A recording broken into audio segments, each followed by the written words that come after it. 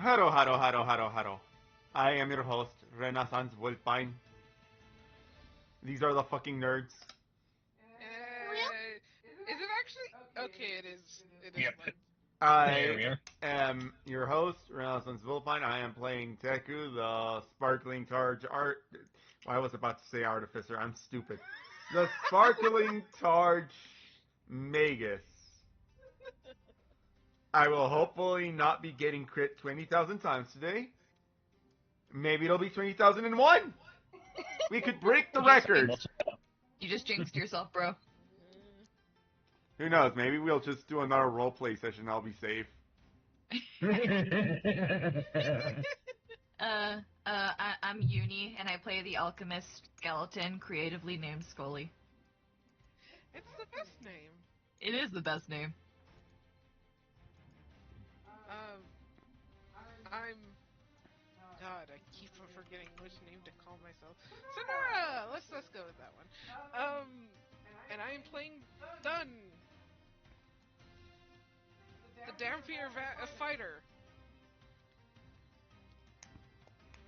And cold Like a and Dan Fit dancer for a second. What? I thought you were about to say the Dan Fit dancer for a second. well. And yeah, I'm Cole, the Nightmare Emperor, and I am playing Carmen de Avon, the Kitsune Pistolero Gunslinger.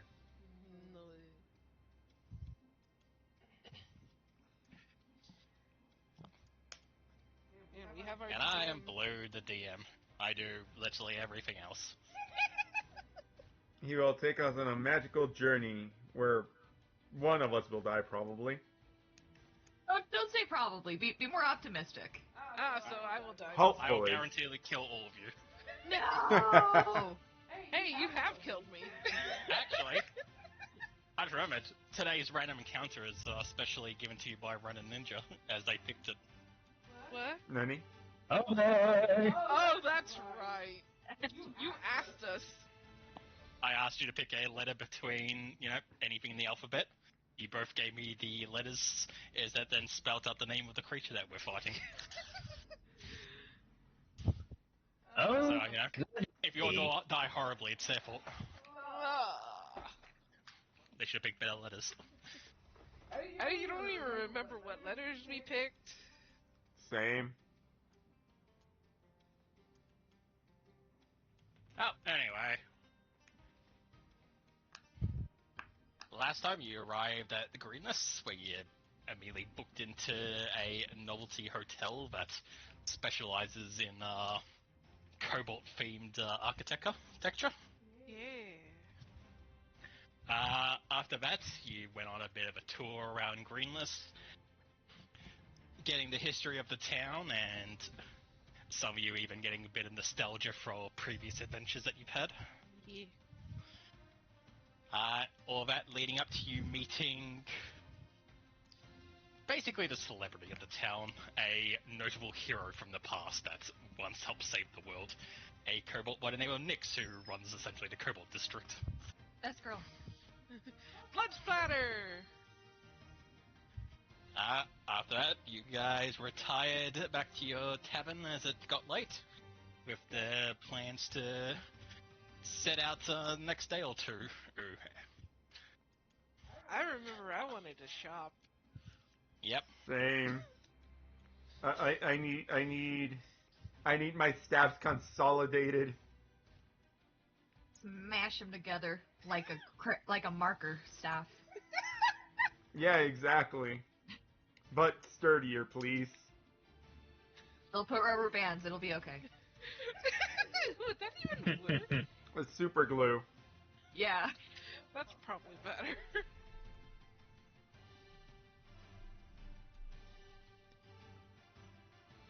Yay! I can make new stuff today. yeah.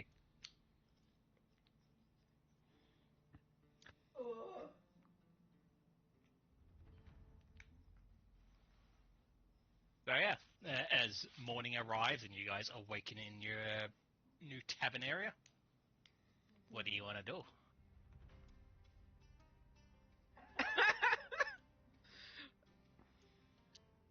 Well, I want to head to the shopping district, I guess. Yeah. Yes, yes. Gun is bouncing up and down like a boy in front of a candy store. Yeah. No, no. He has it a little more contained. I, as a woman, on the other hand. The insatiable need to shop.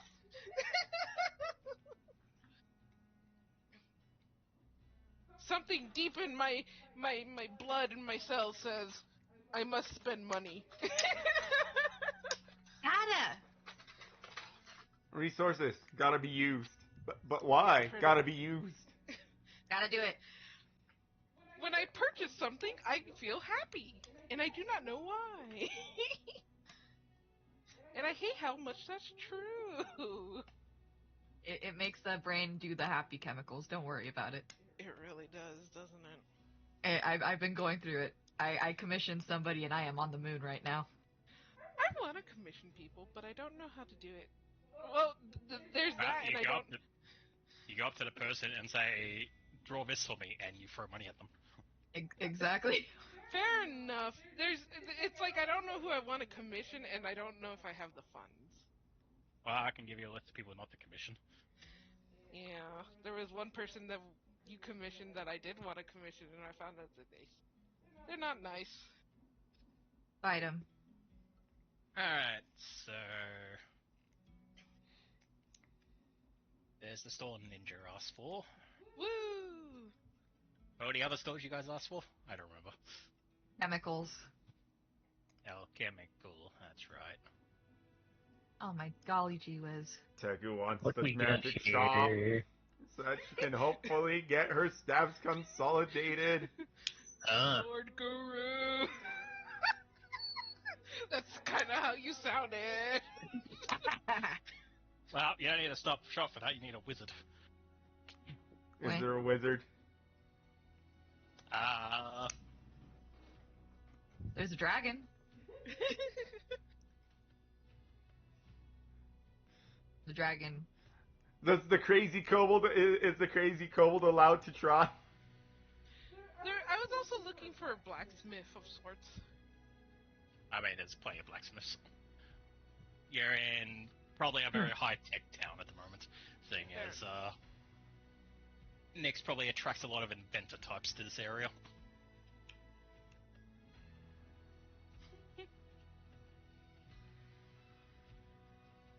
I forget which stone I was looking for.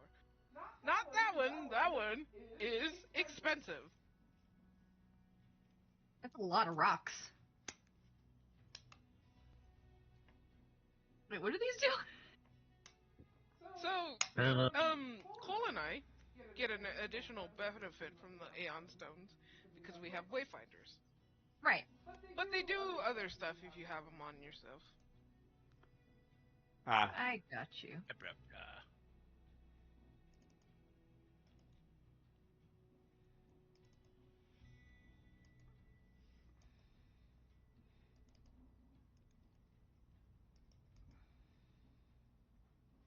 I hope I have the money for that. Oh, I have the money for that. Cool. Lord Guru, they wish to know how to use the Dragon Balls. Did you tell them to work the shaft? What? Yes, Lord Guru. Ha! Nice. Good man.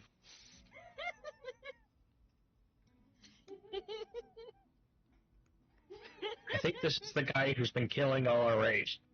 No. Don't take Don't his coat. take his coat.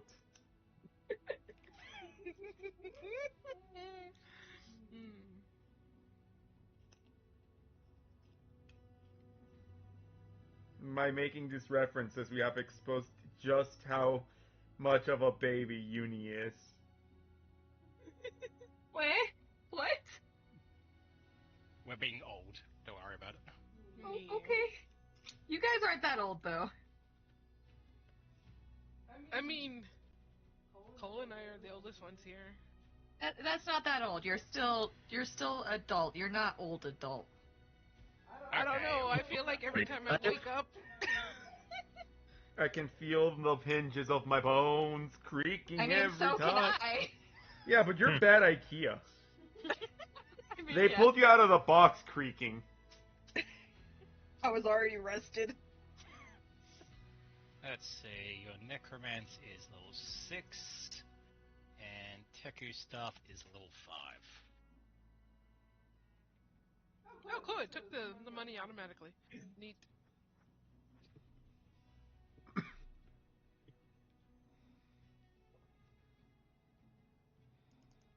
Is it just your stuff and the Necromantic stuff, or are you also doing the control stuff?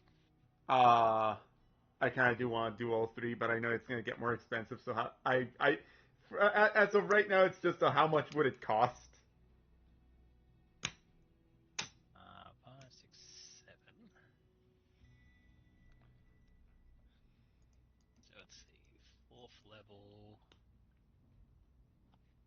We need 1, 2, 3.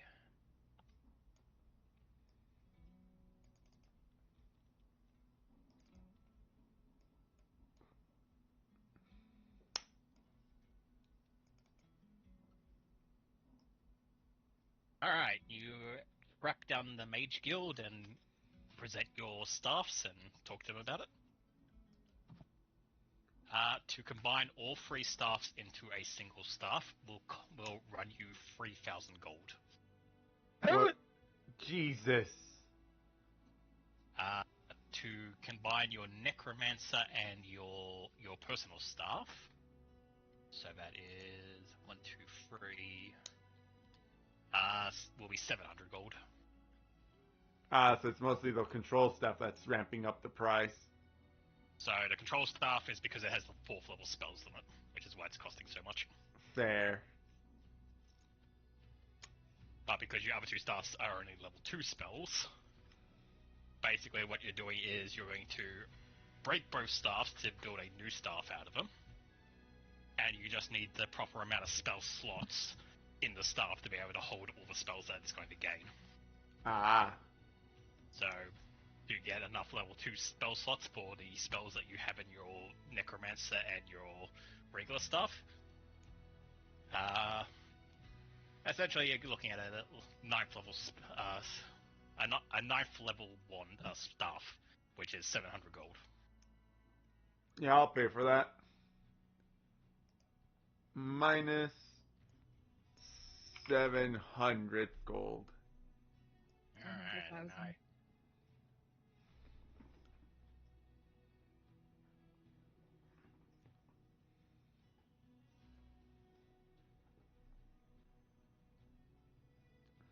Okay.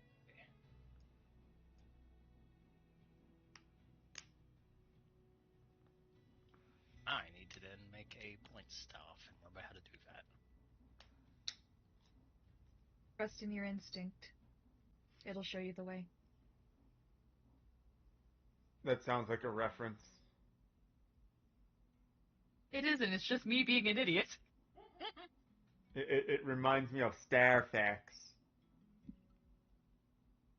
I did not mean to do that. It's been years since I played Star Fox, so maybe. I mean, to be fair, which Star Fox did you play?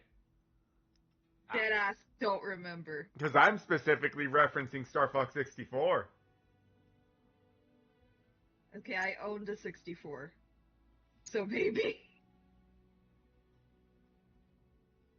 Do you have a particular design you want from your staff, friend? What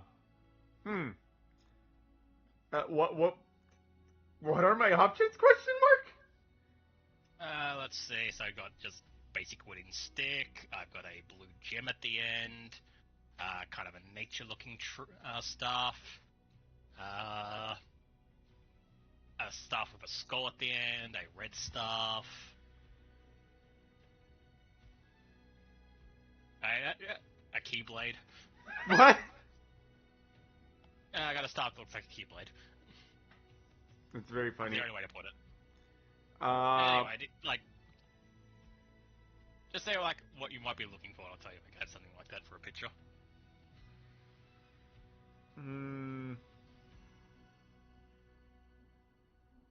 The blue gem at the end sounds nice. Okie dokie.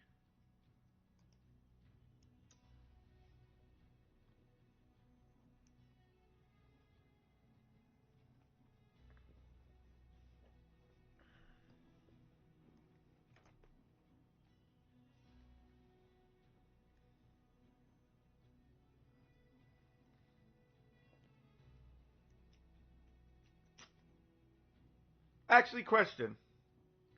Yep. Because I know that I've been trying to basically turn my staff into the shaft of the hammer. I don't care if it costs more, but would like Nyx be able to do that? I'll look at that in a second. Let me just finish making the actual staff.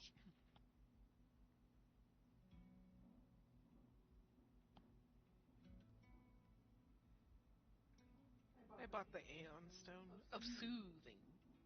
You got the rock.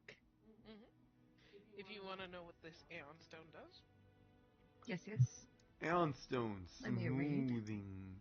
Of a millennia, this mysterious, intricately cut gemstone have been hoarded by mystics and fanatics, hoping to discover their secrets. Despite their myriad forms and functions, these stones are Nice.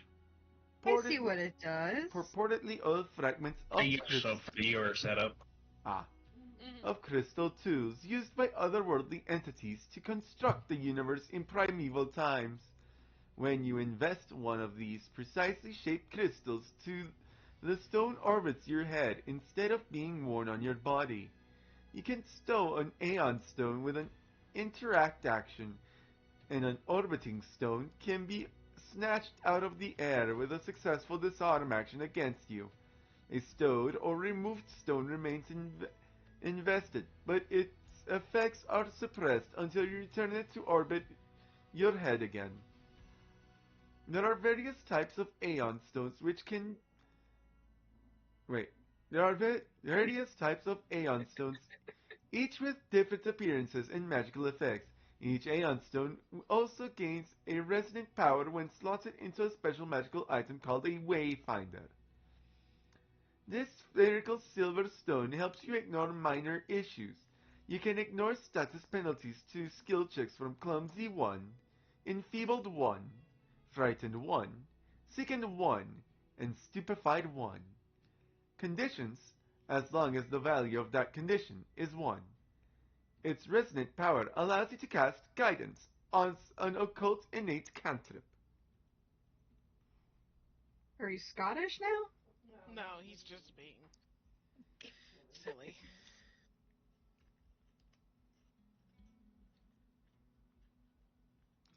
Don't worry, each time you give me something to read, I'll read it in a sillier and sillier voice.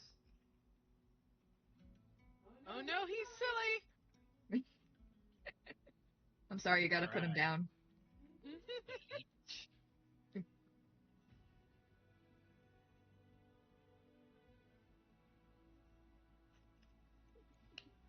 Alright.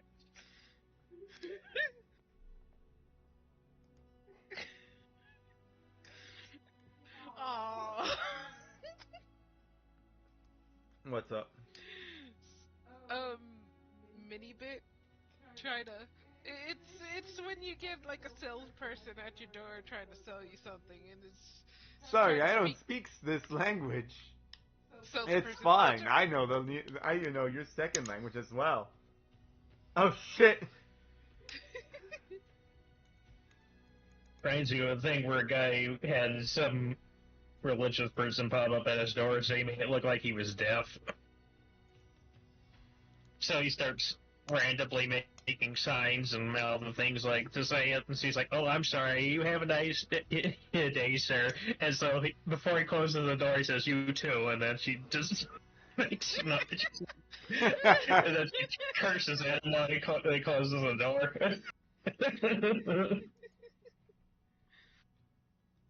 Yeah, that's fair. It's just like, oh, you don't speak the Alright. same language. So after about an hour in, they break apart your stuff, reform it into a brand new stuff with the components you picked out, and you are handed a brand new stuff, which is now in your inventory. Wahoo! Cool. Congrats. Now you can bonk people with it. Also, I randomly generated another name for you, and I took it because I liked it. I do like You're that free name. to rename it. What's it called? Tecumseh's Wraith Staff. Ooh. I like the name. Nice. It's good. I have one last thing that I would like to do if possible. Yes. I want to see if I can take the. It's from the Vampire Morning Fang. Um, that the Vampire Fang Morning Star, and I like the idea of it like the blood absorbing, but I don't really want to use the Morning Star. So I want to see what I could do to like possibly add that to my sword, weapon, whip thing. I mean, Scully could even probably do that for you for free by just tearing the mace apart and putting its components into your sword. You said Gimme. You said that it had to be requiring certain specificness, and that's why Which Scully didn't now work. has. What? Scully leveled up since then, remember? Scully's now a master crafter. No, but it would have to be in like You said something. We did check the master crafting, but Oh, she needs the magic fate to be able to work with magic items. Okay. yeah, that's what I was like. Like there was a reason why I didn't get Scully to do it. Alright, yep, so what do you want to do? I want to take the blood healing from the Morning Star and try to add it to the Blood Warden. Alright, so... And how much that would Uh, cost. Dan wants his own version of the vampire killer. I gotcha. Ba-da-ba-ba, ba-da-ba-da-ba-ba-ba-da. You're making it a Morning Star whip, so yeah, you're making it into the vampire killer. To transfer break apart the rune from the weapon and put it into your new one, you are looking at 500 gold. Shit, I don't have that. I think How I much can do you lend you have? some.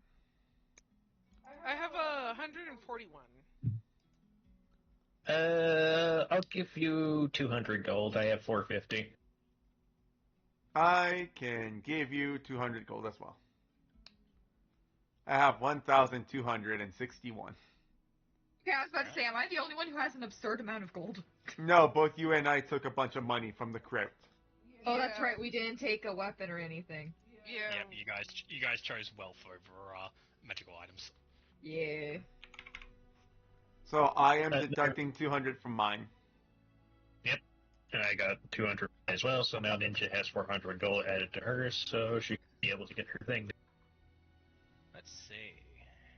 So, just copy all that.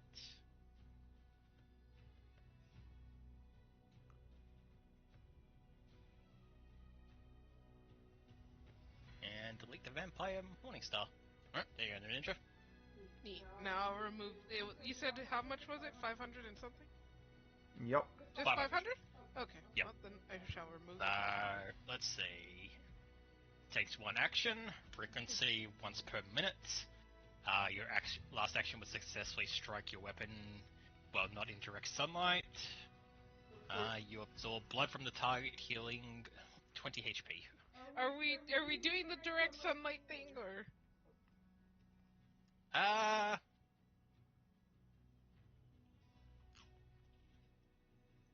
We'll see. Okay. We'll see if it's how broken it is. We'll see how broken it is, because it is part of the property of the weapon. Because I'm letting you ignore any sun traits and stuff of being a vampire because it's boring as crap, and I don't want to fucking make you have to struggle more than you are. Fair enough. But because this is an actual magical item from the book, and not something I came up with. Fair enough. Fair I'll enough. see if there might be an actual balanced reason for it. Fair enough. And honestly, because your sword is the same stat-wise as the mace anyway. That's why I don't mind just giving it to your sword. Fair enough. So we'll try it for now. Abuse it. If it doesn't seem like if it doesn't seem like it's causing any trouble, it's not like too overpowered, then we just leave it. Yeah. If not, then we'll try with the basically nighttime restrictions. Fair enough. Alright. And then finally, Ren wants to put his staff and his axe together. Oh, excuse me. I'm so sorry.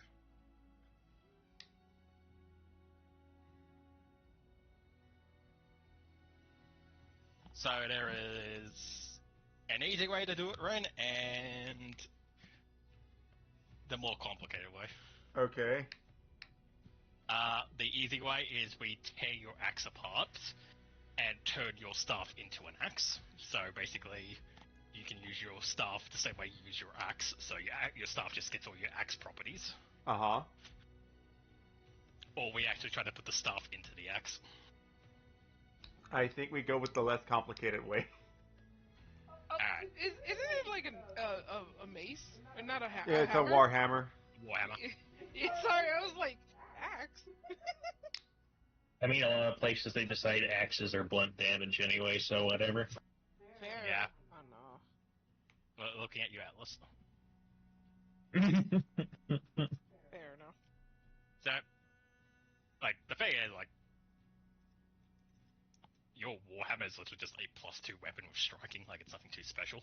So we can just we just rip those runes out and put them on your staff, and use that to beat people to death with.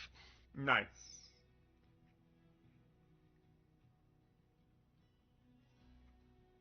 Because if your staff already even has the D8 property for being what it is.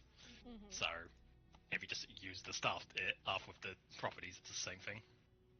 Ah, cool. So let me just look up the runes and get the value for you. So I need the fearsome rune.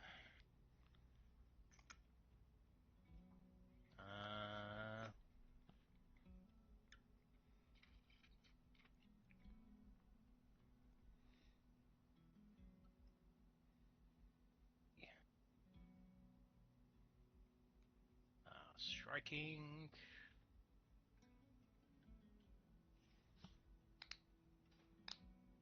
And then the +2 rune. You. I'm sorry. Yeah, I'm fine. Oh no, she's dying. I mean, I was dying earlier. I feel better now. Okay, to do your one, Ren. Yeah. I'll let you know this is mostly because of the fucking +2 properties to it. Uh-huh. It's gonna run you 580. Yeah, I'll pay 580.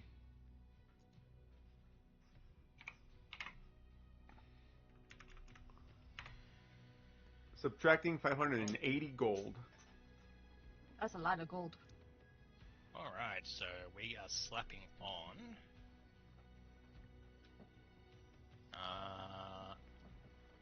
it's a +2 weapon. Striking 1, and it has fearsome.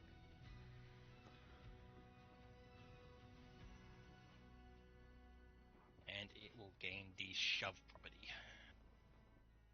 Shove? That's Your literally Warhammer just. your Warhammer has the shove property. I did not know that. Is that literally just shoving somebody?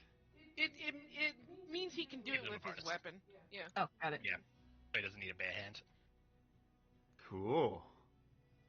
Kind of like how I would make my trip with my weapon. I got you. Yeah. Alright, let's compare. They're both +17 to hit, and they both do 2d8 +6 bludgeoning. Yep, they are the same weapon now. Yes. So the leap for Warhammer. Nice. There you go. Alright. Was there anything else you guys wanted to do in town for shopping, or shall we move on? I think I'm happy. I'm good. Do we Gucci. need any supplies? Actually, let me go through your fucking food and stuff. So Yeah, like also, I you guys don't need to eat because you had Scully do it all. yeah, I but got like you. our horse or our animals. So let's see. So you had 3 camels.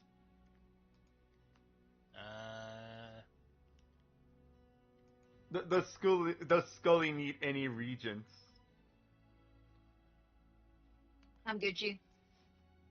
For, making more permanent potions. I do that through, like, what's the word for it? I forgot English. I do that through gold, and like I said, I have plenty of gold, and I went ahead and already made a bunch of oil and unlives, and, the one for not undead. It could be the potions, Or healing potions, thank you. Healing potions, or Elixirs of life. There Yep. we go. I am so used to just making it for the undead, but I made it for the undead and the alive. And the alive. My English isn't Englishing today. No, you're fine. Fair You enough, made it- fair enough. Okay. So, going through your food and stuff. Mhm. Alright, so your rations are fine because Scully was feeding you guys the whole time with ration potions. Your 4 animals. You have enough standard feed for your camels to feed them for 2 more weeks. Scully's skeleton horse, though, you only have enough to feed her for 1 more week. I can buy more then. Alright. So, because your one's silver to buy a week of food for your skeleton. I shall subtract the silver. You have 2 weeks of food for your animals. Excellent. Cool. I'm sure we'll encounter another town or two. I mean, we Sorry, are headed to fine. Scorn. Yeah, we are headed to Scorn.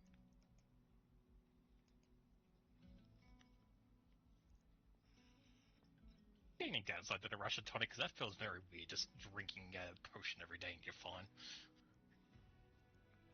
Drinking a magically nutrition dew with the equivalent of a day's worth of food and water. The tonic has a subtle... That's so weird that there's you can only... that you can just live off this forever. It's a good berry. I guess? It's a non-druid good berry. I think the downside is our characters have no, we haven't had a good meal in a while. We've just drank down a potion and it was like, I feel full, but it don't taste good. It's not food. For roleplay purposes, we miss food. Yep. For roleplay purposes, you guys have missed food this, last 50 days of travel. Yeah, I forgot you guys have been on, just a straight desert road for, over a month. Yeah? Essentially just drinking magical water to keep yourself alive. I mean, it's magic. Does magic have an aftertaste? Yes. Probably. Alright, so, you guys are in Greenless, and the world is open to you. I think we chose that we wanted to head The down. tonic has a subtle, pleasant taste. Its particulars chosen when the potion is crafted. So, Scully, what does the potion taste like? Oh god. So the first thing that came to mind was chocolate chip cookies. God damn. And a month of just chocolate chip cookies. I think Teku might actually have a real meal for once. Jesus Christ, I can see myself getting tired of the taste. I like cookies, but holy shit. 50 days of nothing but chocolate chip cookies is the only thing I get to eat, essentially. It's whenever I make the potion, I could have changed it from potion to potion. Yeah, but... You only said one flavor. It was the first one that came to mind. That's all Teku... we take in D&D. Nothing that's said. I'll have to talk more after that. Teku will have a real meal. Teku will actually use her rations. We probably ate proper meals Yes. while we were in Greenless. Yes, when you spent the night in the tavern last night, you would have had dinner and everything with everything you bought. I think we had proper meals when we were staying with people, but when it was just us, it's like, yeah, chocolate You did chip. say that. You did say that you ate when you were with the Knolls, so. That is Yeah. true. We did eat with the Knolls. Yeah, chocolate chip. All right. So, looking around and taking in the map directories from what you can find out.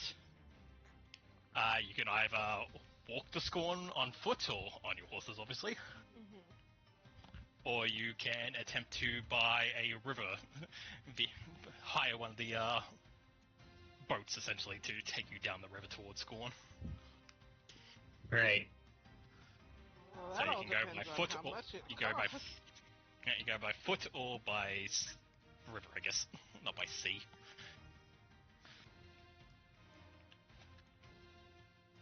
Hmm. I mean, we can see how much it costs, but as a person who just spent all their money. Fair. I didn't even ask, what Aeon Stone did you buy? The Tunic, smooth one. Yeah, The smooth one. it's in chat because it'll help Let's with see. the clumsy, feeble, frightened, sickened, and stupefied. Let's see. As I also have smooth as her guidance now. brain. No mining. You can assess penalties to skill checks from clumsy. Alright. Neat. Like if it goes higher than 1, I'm still gonna be affected. But you know, Oh, it's cool. It's also automatically added guidance to your spell list. I did that. Ah. I take it back, Foundry. You weren't as good as I thought you were for a second. She took initiative. Are you proud of her? I am proud of Ninja. Well done. Excellent. I mean, it does it for the staff, so I figured I'd do it for the fucking magic orb. Fair. I didn't have to do anything for fucking Ren stuff. I just put it in his inventory that fulfills there. How nice. Yeah, Yeah, so in my magic list, there's just one that says my shit. Right, Anyways, so you head down to the docking area where all the ferries and stuff that travel along these rivers is come and bank in. As you approach, kind of near like the entranceway is this large red booth with tickets at the top of it. As you approach and look inside, you see in the box is just like this wooden stool where this kind of like goblin in this like really ruddy business suit with a flat hat is currently sitting just like reading a magazine. His feet are currently up on his counter, not really paying attention to anything that's going on. Hello? How much He for a kind of looks ferry? over the magazine at you. How much for a ferry? Where are you going? Scorn. Let's go.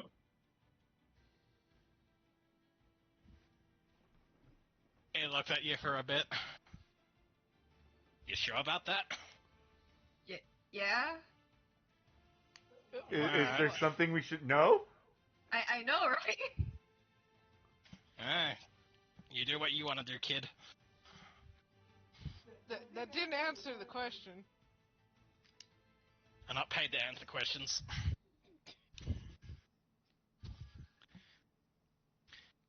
As he says, he taps a sign next to it on the counter that says as paid to, and then there's a red text that says not answer questions. Okay. Okay, fair enough.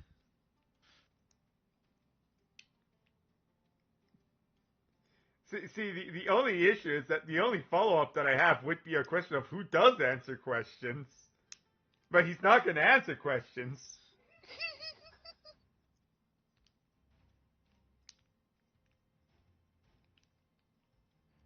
Even if you ask him that question, he won't answer it. Exactly.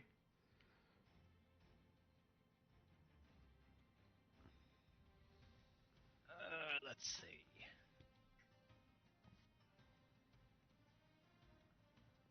I mean, will he at least answer the question of how much is the fee? Yeah, Yeah. he's looking it up. You watch him flick through all these different papers and try to work things out.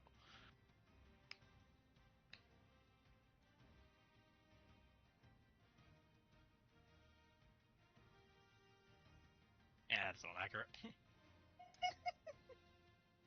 That definitely isn't a 5 feet trip. What? I'll try to calculate it. Ah. I gotcha.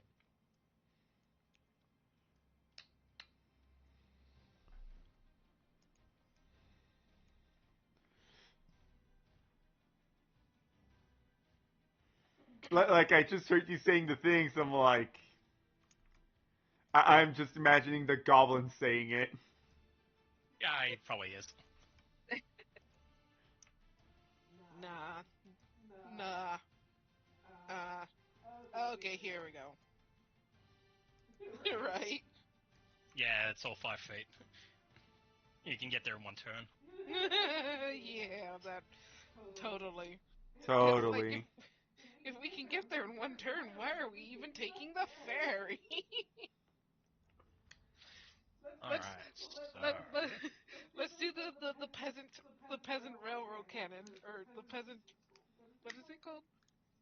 The peasant railgun. Yeah, that.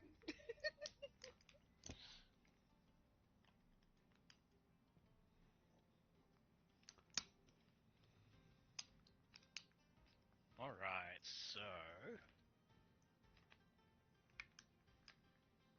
Is it going to be fun to math out?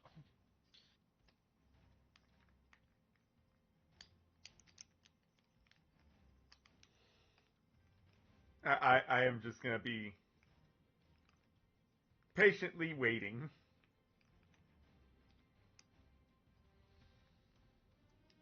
He's just like, she hasn't left yet. She's Alright, actually. you see him, like, get out, like, you know, he's counting on his fingers, he gets out a ruler and measures stuff out. You see him going through his head and is eventually like, 25 gold each. Hey, That feels like a lot, but okay. Boats, generally Hurry up. speaking, are expensive. You're not Yeah. wrong. Alright. I've never been on a boat though, so I really can't say. You know what? Fair. Same. I'll have to ask. Teku will pay for. Teku will pay for done.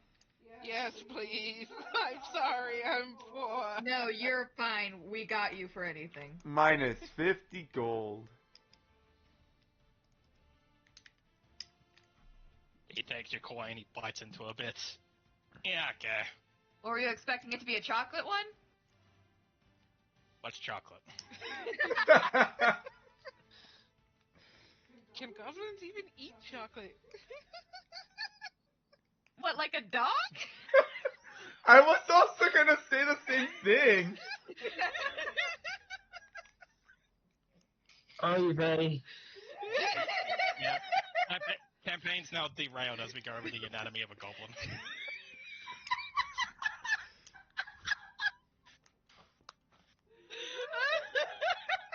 Hey, let's go before we offend the dude. Alright. Yeah, we need to bring out You watch him pull out 4 pieces of paper, punches each of them, and like a thing that he has on his belt and hands it to each of you. Thank you. Thank Alright. Cool. Scorn Fairy, leave, whenever. Look for the red one. He goes like, okay. Does my ticket like say where the ferry is, or am I just gonna have to search? He said, Oh, you said look for the red one. Ah, the red one. I heard look for the right one. Your ticket does have the word fog breaker on it. Cool. Lord, looking for fog breaker. Yeah, after a bit, you find a docking area that has a big sign that says fog breaker on it. At the moment, though, the ship doesn't seem to be there. Do you guys wait here for it, or do you...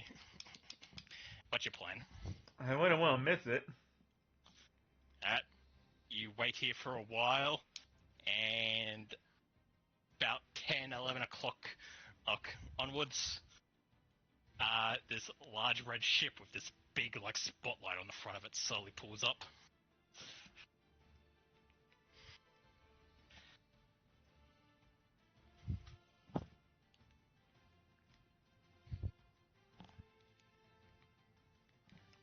You see this man in, like, a plaid shirt and this massive, blonde beard just, like, kind of step out from the steering area. He's just like, alright, who's off to Scorn? That'd be us. Yep, that would I'll be get your us. asses on then. Okay. All right. Brevity. Wanted to mess around, I see. Gotcha. Ship waits for a few minutes to see if anyone else shows up. In that time, you see a few other individuals eventually arrive and get on the ship. And then it sets sail and starts heading down the river. Nice.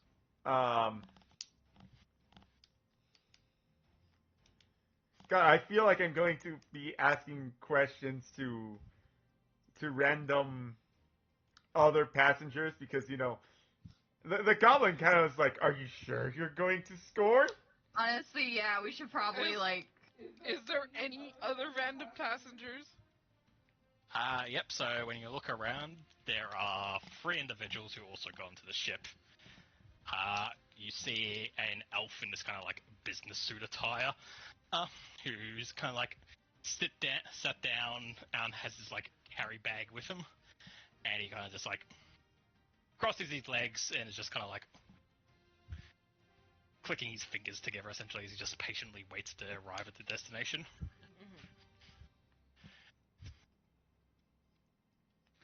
You see there's like more heavily armored individual who's kind of standing at the front of the ship. They've got this large like broadsword in their back and are currently in like scale mail.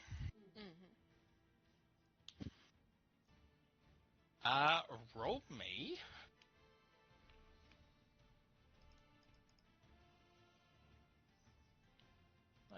What's a good one for this one? Roll me society. Ah, shit, that's not something I'm good at. I'm not I trained have in a it. decent Okay. society.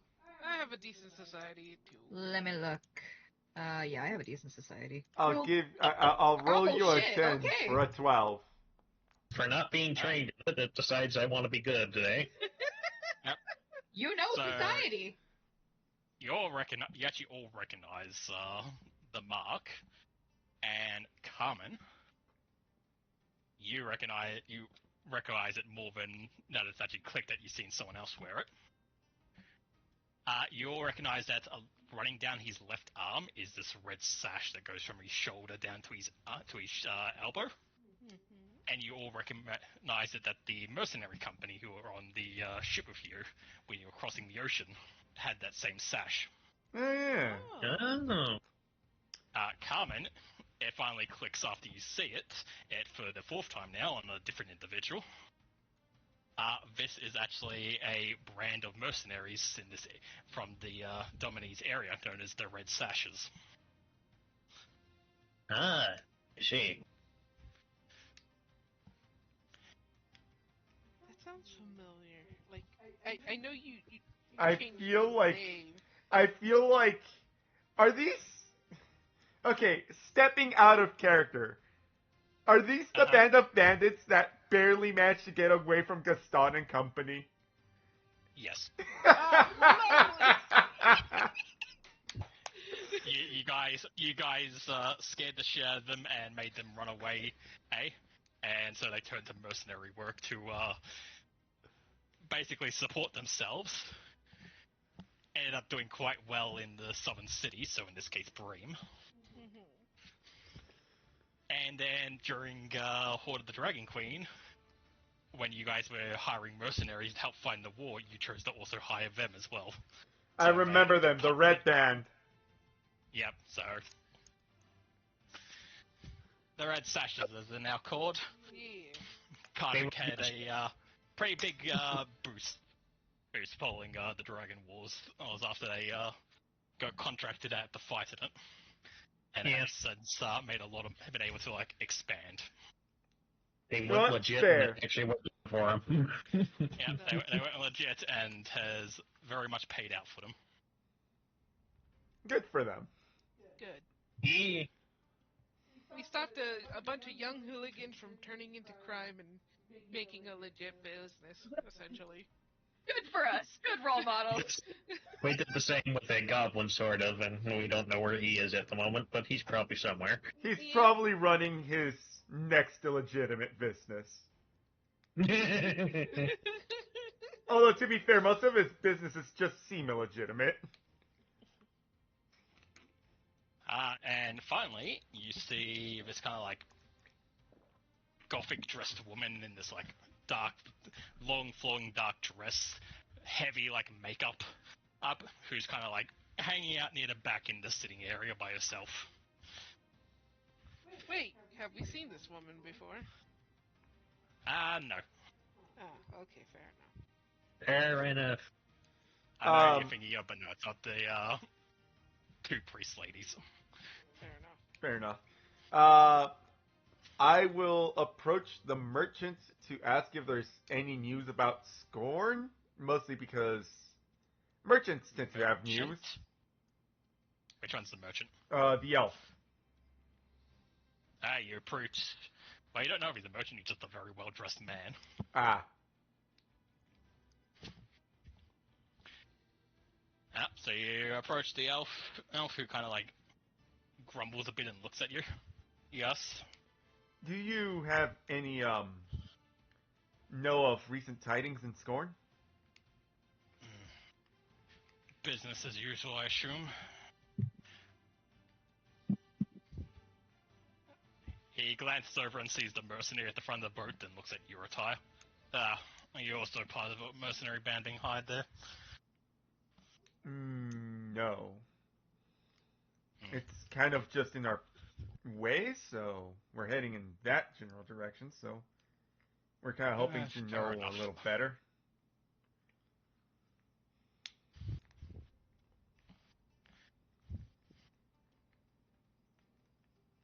It almost made it sound like we should be worried about going to Skarn. Yeah. That's just local mumbo jumbo. Fair enough, we are not locals, so... Very not local.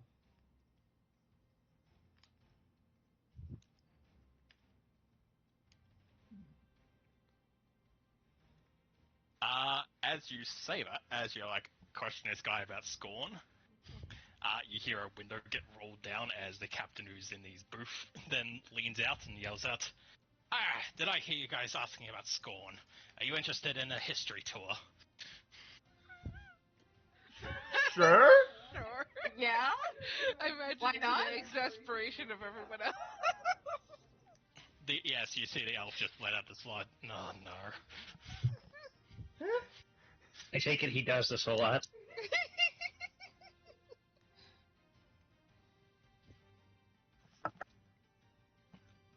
The captain grabs onto the steering wheel and as he sails down the river, and then he just kind of bellows out so everyone on the ship can hear him, even if they don't want to. Oh, 10 out of 10. I'm gonna leave a good Uber review. Teku will thank the elf for his time. So tell me, how much do you know about the Menus? I'm gonna roll a society to see. I kind of want to do I mean, you guys lived here, were born here, weren't you? Okay, yes, but Teku kind of lived in an isolated fucking mountain town. Dunn was also sheltered. I've been dead for like 400 to 500 years, bro. Dunn knows a lot more than Teku, as he did travel. Teku was a lot more sheltered than Dunn.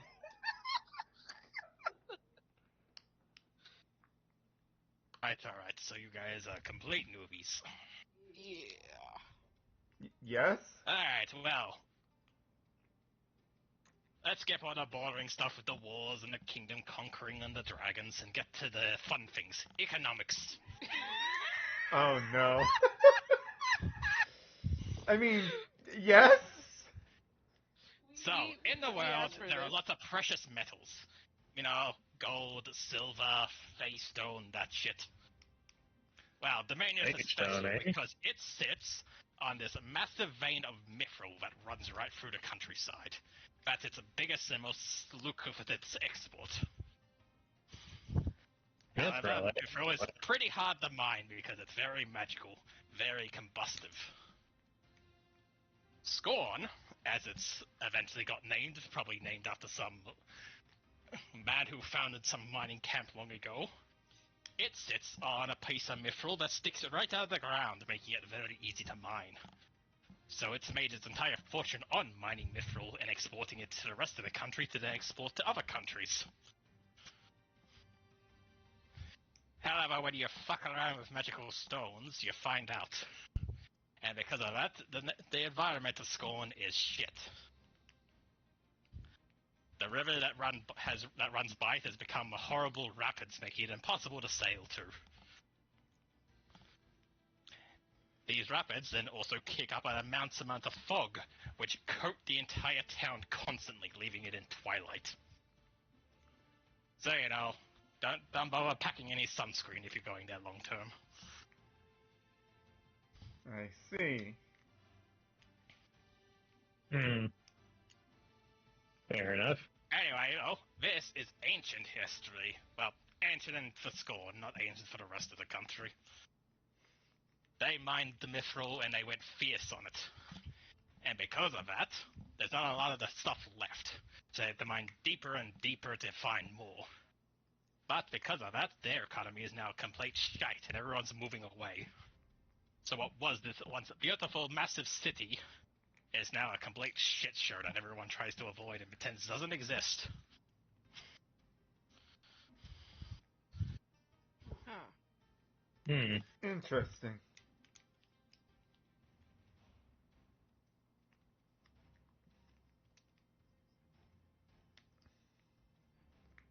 Anyway, that's just the greenness talking out of me. Scorn's our neighbor, but let's just say that below the books, compared to how we've been processing in the last few years, they're kind of been going downhill. So, not the most welcoming people, especially if you're coming from up north like we are. Oh. I see. Yes, yeah. I believe I'm starting to understand.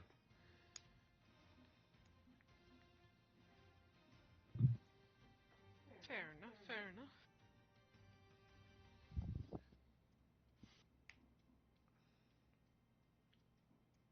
I was just told that they're hiring mercenaries. Oh, they're always hiring some group of people for something down there to try and rekindle whatever they found down there. Probably mined too deep and ended up in the Underdark. Oh. Oh, that's always a fun time.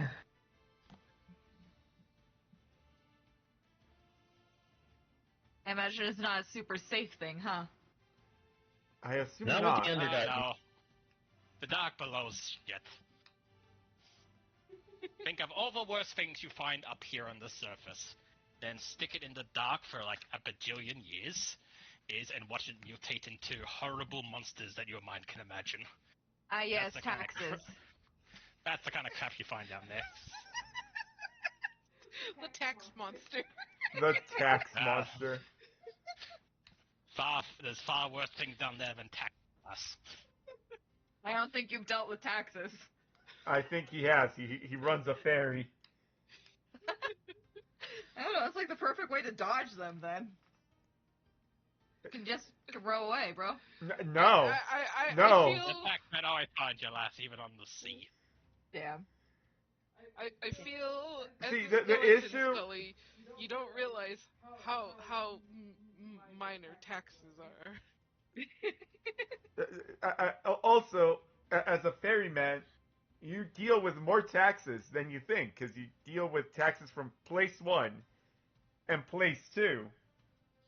And if you don't pay your taxes in place 1 or place 2, you have nowhere to, dock your ship. You find place 3. And then Ah, eventually she's not wrong with that. As your newbies and probably didn't look much into this by the sounds of it, you won't be dropping off at place 2, you'll be dropping off at place 3 today. Oh? Oh, As I said, the river near Scorn is horribly rapid. I'm not going anywhere near that shit. fair enough. Yeah, I was gonna, Understandable. You're getting as close as I can get you, then you're fucking getting off my ship and walking your butt the rest of the way. Okay. Understood. That is entirely fair, yes. Understandable. Have a nice day. yeah, I was about to question that when he said the river's at rapid, and I'm like, aren't we on the river?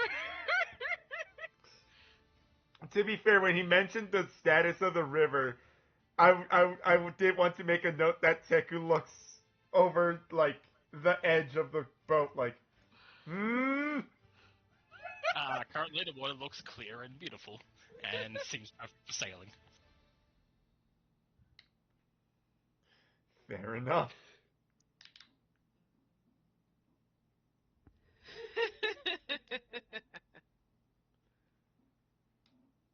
fair.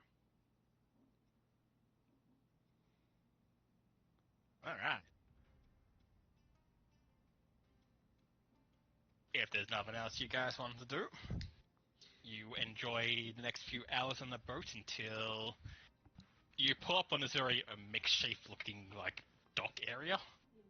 Mm-hmm. It looks like it's very much of a dump and go system, not like an actual resting place to pick up more people. Fair Ah. enough. The ship pulls in, throws out a rope to like hold it there so you guys can safely get off. And once everyone's off the ship, the captain waves you goodbye, spins the ship around, and fucks off. fair. As he do. Alright, mount up and let's go then. Yep. You guys get on your horses, or camels I guess in this case, and start making your way down a trail that has a kind of like wooden sign that's pointing towards it that says Scorn. Fair. I'm guessing the other passengers are also here. Probably not. Didn't necessarily So- mean. You watch the suited and the gothic-looking woman, so the elf and the woman. They both go and take a seat at the docking area, and you can see a table behind them that looks like a carriage schedule. But also, by the looks of it, looks like the carriage comes like once a day type thing. Ah. We're gonna have to camp out And- then, or have we missed it? No, I mean, we have. Looking at it, We have our it own looks like you transport. definitely these two are definitely going to be waiting all night for the carriage to show up the next morning. Which might explain their like camping bags that they brought with them. Fair enough. The mercenary though, on the other hand, he just starts walking down the road. Same. Well, not walking, riding, but same. Yep. The four of you eventually, as you're on horseback, just leave the other three in the dirt as you guys head off down the road.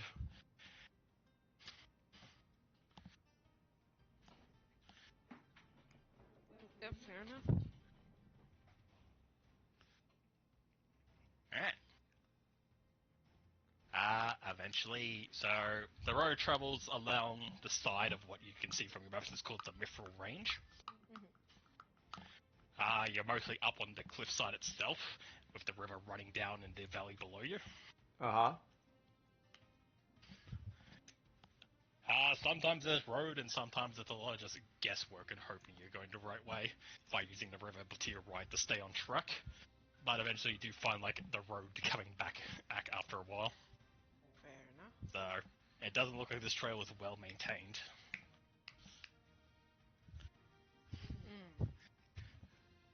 But eventually, as you round the corner on one of these hilltops,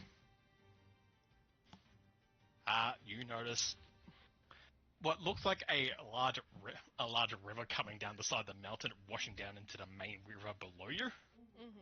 But in doing so, cutting you guys off on your path. Hmm.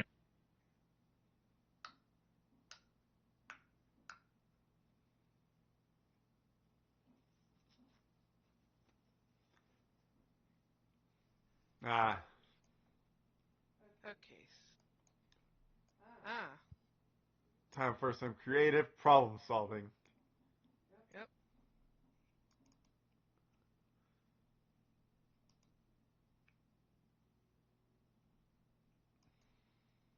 Oh Lord, it's super bright.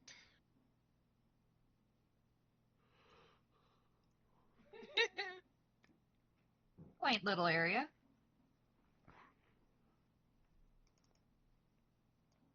Now, as you look up and down the river, you see that there's like ladder system to your right that goes down to a flatter area, Mm-hmm. and you can see what looks like a rope bridge is meant to be there, but it is currently just like broken and flapping in the water as it gets washed out as this fast-running river just like blows past it. Well, shit. Going to be interesting.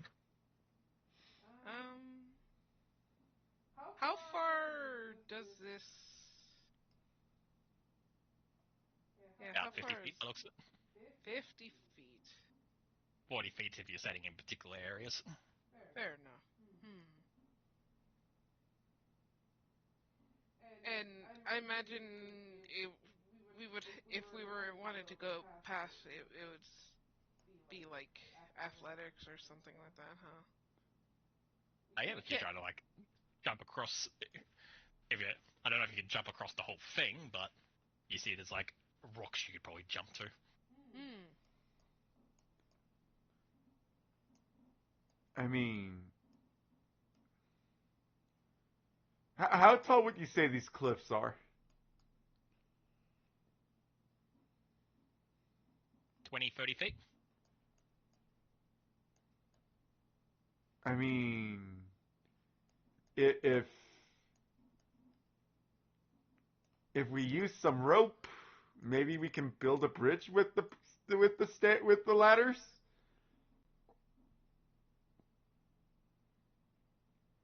Like we grab this one here and we grab this one here. That's We rope them together and we just. okay.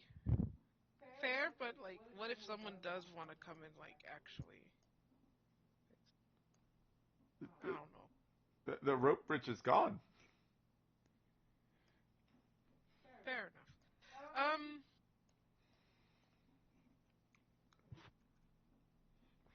We could I technically. mean, yeah, I mean, if it's a possible way of doing it, because it's a pretty practical solution. Sure, I guess we could try using The ladders as a bridge. try to secure it. So, one of us will probably have to go on the other side. If you're planning to tie the ladders together into a bridge, give me a crafting check, please. We look at Scully I got And it. Carmen. I got it. and Carmen. Yeah, both of us are pretty good at crafting, so we can help out. I'm sorry, the DC was 22. What? Ooh. Carmen said Carmen was helping. I Yeah, know, so- I'm joking. Yeah, he's Kinda- just being a butt.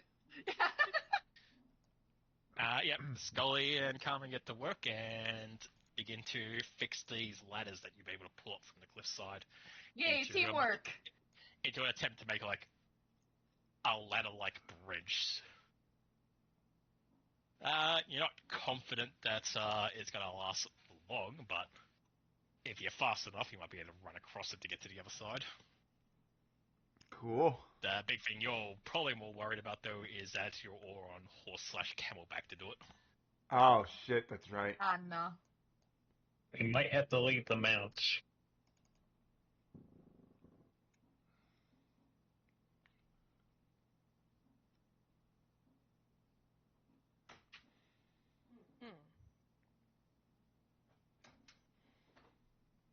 Because unless you want to actually try spending more time in creating something functional as a bridge that they can get the mountain across, we're going to have to ditch them. Because I don't think they're going to make it across the bridge. Fair. I'm.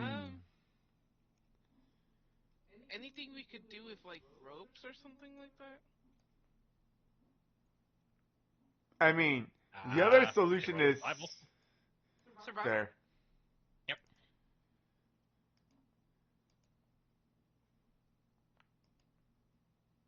If any of one of you gets to the other side, you could possibly tie up your ropes and make a makeshift,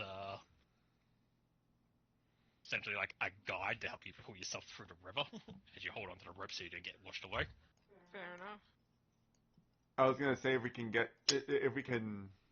if there's like a tall enough tree, maybe we can use the rocks to support the tree as a bridge.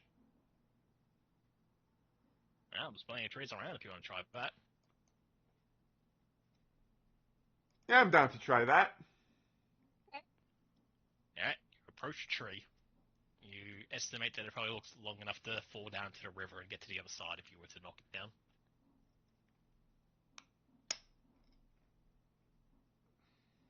Alright. Cool. You're currently holding a hammer. Correct. However, slashing gust. I can use the wind to do slashing damage. Can I assist? I got my fan. All you needed to do was break it. Nah, sorry, the tree's immune to bleeding damage. But is it immune to slashing? Roll your damage. Yeah. Because of the tree.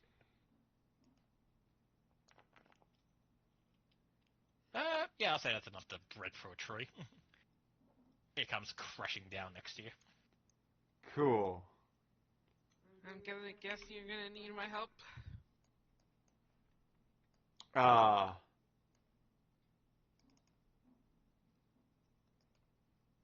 What role would it be? Because my brain is saying that it's probably a crafting check, but We're probably just pushing the. oh, yeah, that's true. I'll take athletics. Kick it down. I will assist Dunn, I guess, because oh wait, 25. I'm not that bright. I don't think we have to roll for assisting, right? No. You just give a +2. Alright, 37. Alright, the two of you begin to roll the log into the water, pushing it up against the rocks to help wedge it into place. As you bump into this rock here, though, with the tree, oh lord! it surprisingly gives a kind of like give as you kind of like jab it into the rock a bit, causing the rock to then bob up and down, and then you see this like snort of water that shoots out because of it. Huh? Oh lord! You then watch as the rock seems to like turn as if like turning the face at you guys, as What? then more rock then begins to emerge. Huh? Until eventually you see two eyes peering out of the Oh, water no. at you. Huh? Oh lord! It's a creature! La criatura! It's a good thing we tested it with a tree first, but we might be losing the tree. Standing, coming out of the water and glaring at you, you guys see a ginormous hippopotamus. Oh! Oh no! Oh These are god! bloodthirsty. Is that what we accidentally did with the letters last time? Yep. Oh god. I don't want to be eaten. Well, here we go. Oh lord! Well, let's hope we don't lose the tree.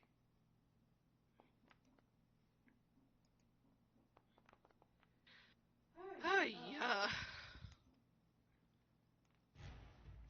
I was not ready for it. A hippopotamus. Yep. Hey, at least this happens as a free action, so we'll see if it gets any. Nope. Roll low on that action. You jinxed it. It's a free action, so I don't like I lose out.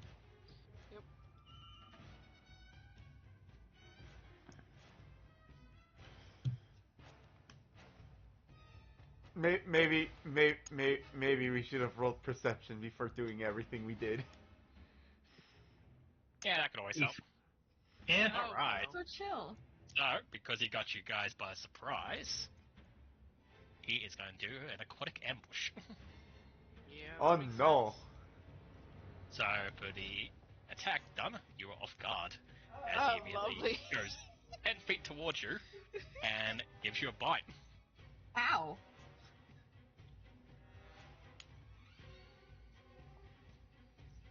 28. He fucking. Oh! Whoa, that took That a chunk out of you. No. That's the hit. Yeah, Oh, okay. he hit on a 5. Oh no. To be fair, he probably wouldn't have if it wasn't for the fact that you were off guard. That's also Let's true. see. So, you take 28 damage. Let's say. And you are grabbed. Not this shit again. Not the grabs. Not the grabs. It wouldn't be a session if Dunn wasn't in mortal peril. That is also true. The damsel in distress. Alright.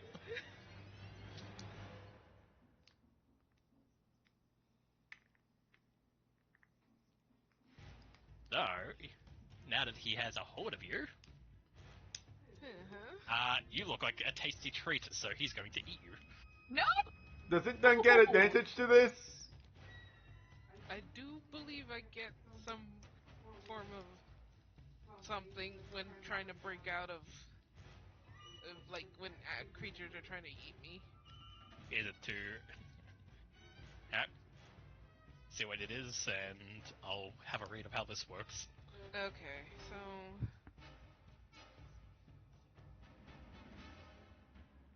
I don't take the -2 circumstance penalty for making lethal attacks.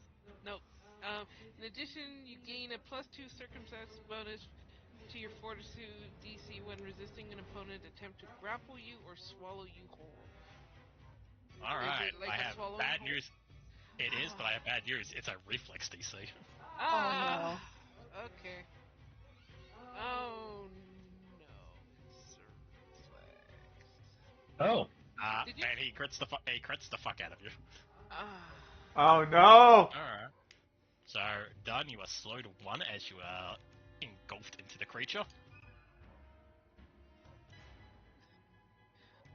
Son of a... You did take an additional 25 damage as he chomps down on you. Oh my goodness. Well, good thing I made a bunch of healing stuff.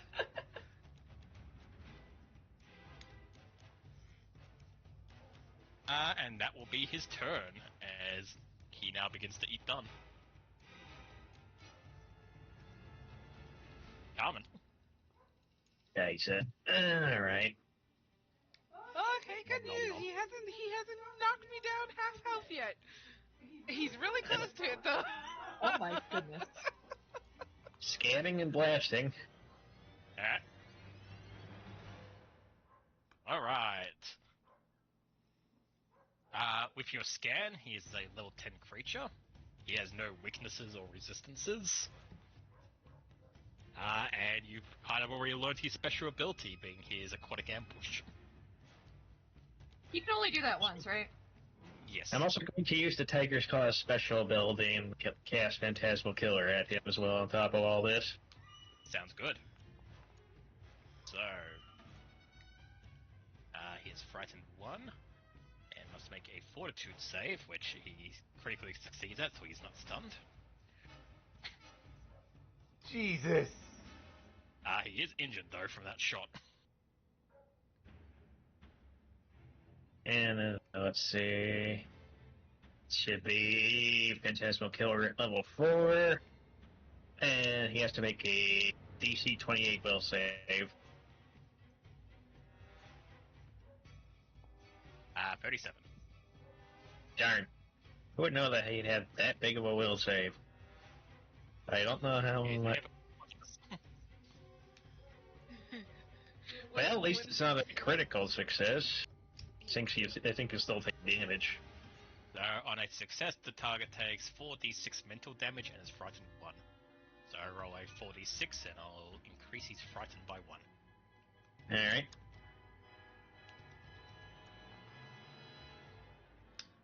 He'll take an extra 9 psychic damage. Alright, and I got one more shot, so I'll do that too. You're it.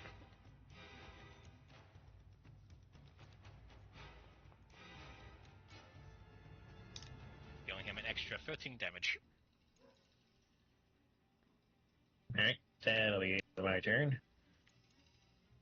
Alright, Scully. Yes, I'm trying to think. Shit. So, is there anything I can do to help Dunn? Like, toss, like, a potion for him? Well, if you want to move twice, you can attempt the athletics check to pull him out of the mouth. That'd be all 3 of your actions, though, and you're going up against the hippopotamus's fortitude to keep him in there. And I am Jesus. squishy. I think just do damage to it. Yeah, I'm just gonna do damage. So I'm gonna take a turn to go ahead and load my crossbow. Let's see what we're gonna do. Let's do something different. With bottled lightning. And I'm gonna swing. So I'll let you know with Carmen's scan, Scully. Yeah. With your athletics, you would need to get a critical success to be able to pull Dunn out of its mouth. Anything else would be a failure. Oh my goodness. But that hit, right? Yep. I'm not even gonna lie, I decided to use Pokemon logic. I mean, Carmen We were told we us were that- already told that it doesn't have weaknesses. I know, but like my brain still wants to use Pokemon logic. Fair enough. Man, he's off guard. And I'm gonna do another strike just with a regular bolt. That will miss. Damn. Well, I got some damage in. I will let Teku move first. If Alright. Because, yeah. Let Teku go first. Yep, Deku. I will move forward. Oh shit. Am I also in a situation where I would just require a crit to try to get Dunn out, or? Question, like, basically, how are my chances of breaking myself out? Ren, you'll need to roll a 17 or higher.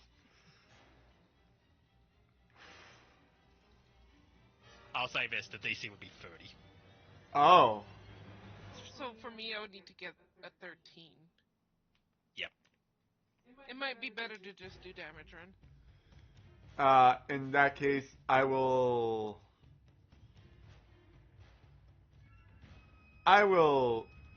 spell strike using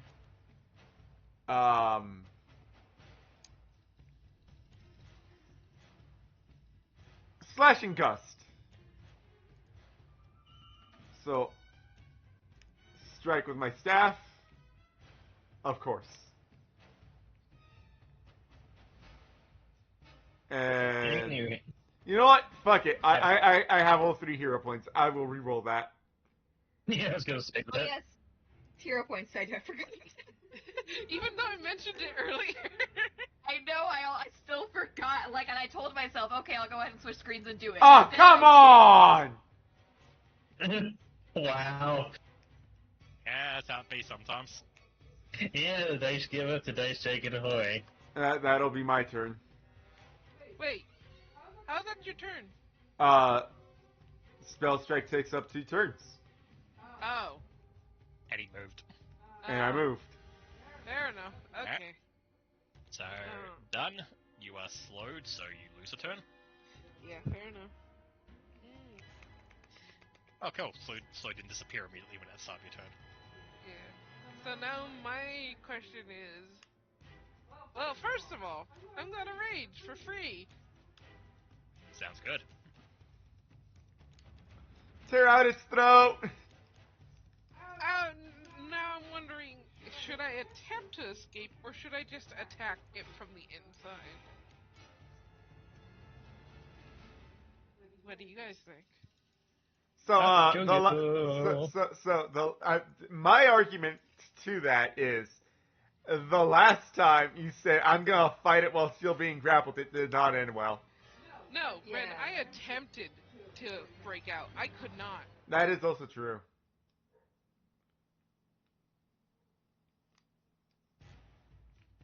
I'll attempt one and then attack with the other. So, I'm going to attempt to break out. That's athletics. Yep. Ooh, close. Ah, come on! I'm gonna re-roll that. Sounds good. Reroll, keep the higher. Ah, yeah. Okay. Well then. Alright, I'm attacking its throat. Alright. Oh, let me target it. Stab its jugular. Go for the windpipe. I mean, End it. you say end it, but like, that's if I hit. Up, you hit. Oh, cool. You thrust your sword down its throat and start stabbing around in there.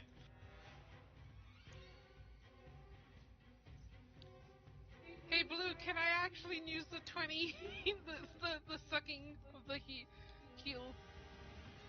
It Yes, is you may. bleeding. Does it do regular health or is it temporary health? Hang on, let's say, so... Spend an action to activate. Your last action was a successful strike. Do you have an no. action left? No, actually I can't yet. Shit. Never mind. I'm slowed. So Never mind. you do it at the start of your next turn. Yep, alright. Well, that's my turn. Alright, you're no longer slowed. Alright, the hippopotamus. He's gonna go for a walk. Oh no. And by that, he's gonna walk over the top of the wall of you. How do you go with it? Of course. Reactive shield. Well, it's not one of those, so don't worry about that. I need reflex saves from everyone, as it is trampling you.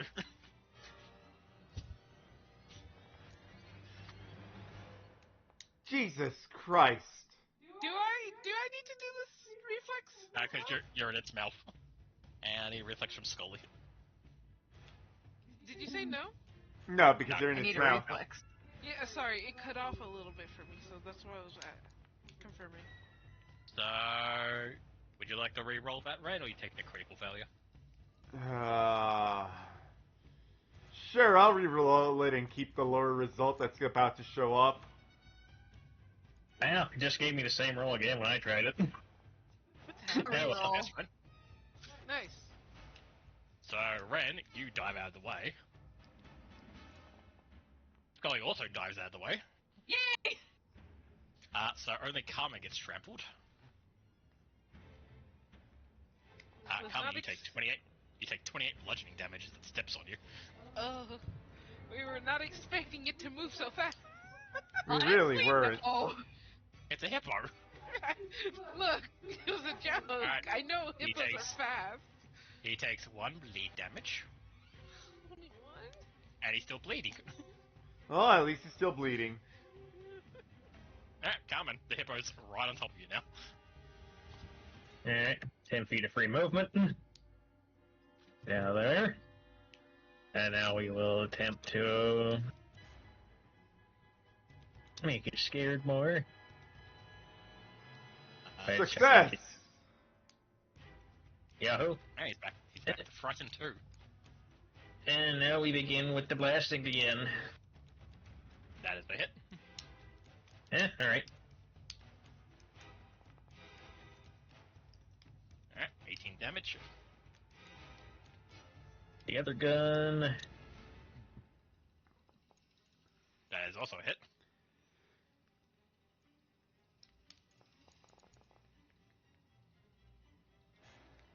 Another 18 damage. It is looking terrible, guys. Fair enough. It deserves to. Alright, Scully. It's almost dead. I know, and I am going to heck it up.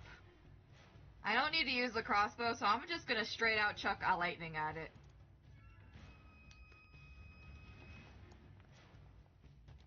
19 will miss.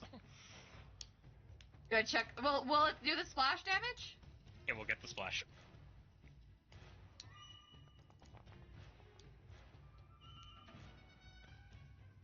I'm gonna chuck another lightning at it. That is a hit. Yeah! Alright. The good news is, because of that, it will remain off guard for next turn. Cool. And I have one more lightning. Alright. That is a critical miss, so no splash. Damn it! Okay, that's my turn. Alright. Okay, done. You get 5 healing. I'm going to use one action to get 20 more. Okay. So, your last action was a successful strike with your weapon. Yeah. You absorb the blood from the target, gaining 20 HP. Alright. You will heal for 20. Nice. And then I'm gonna stab it again. Murder Alright. it. Mudang be damned. That Oh, will be come missed. on. I'm gonna attack it again? Alright. Are That is a critical miss. are you not slowed? No. No. Not anymore. No, it's just last turn. I'm gonna Ah. re-roll the last one. Okay. That's it. I don't There we think- go. Hooray! Great Oh, job. thank God. Alright. So before Teku can go though, now that it is very much on death's door, it is going to drop done. Oh, thank God. So you fall out of its mouth, and then it lets out this loud roar. Oh, Teku, no. The water begins to bubble behind you as a second one emerges. Oh no! Son of a mongoose. Oh God. Alright. Teku, your turn. Move away from the water.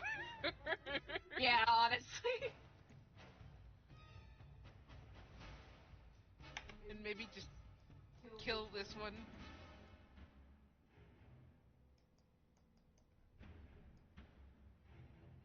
That's a pretty good distance away from him.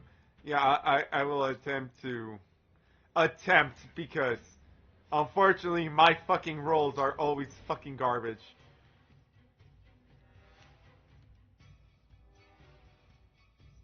Just gotta believe. Your dice are weighted.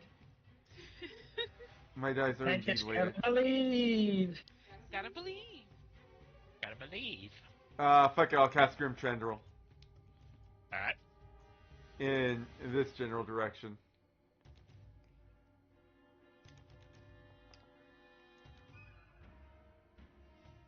Of course he fucking crit succeeds. And I'll roll the damage oh wait, well, I'll roll the damage that Dun can heal for it. Alright. Dun heals for 4 Dun, you damage. pain.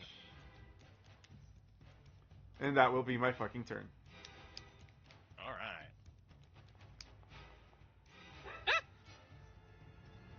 It wasn't ready.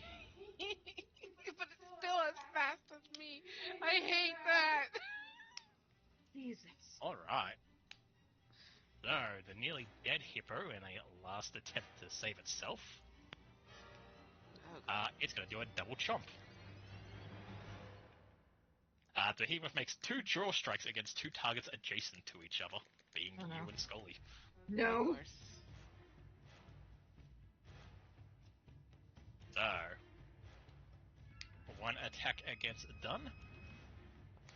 Pretty cool hit. 46 damage. However, Whoa. it's not going to grab you because it wants to then bite Scully. Another critical hit for Scully. Dealing 45 damage, and it's going to eat Scully. Oh god. It is now going to attempt to swallow Scully, so No! that's a athletics check against Scully.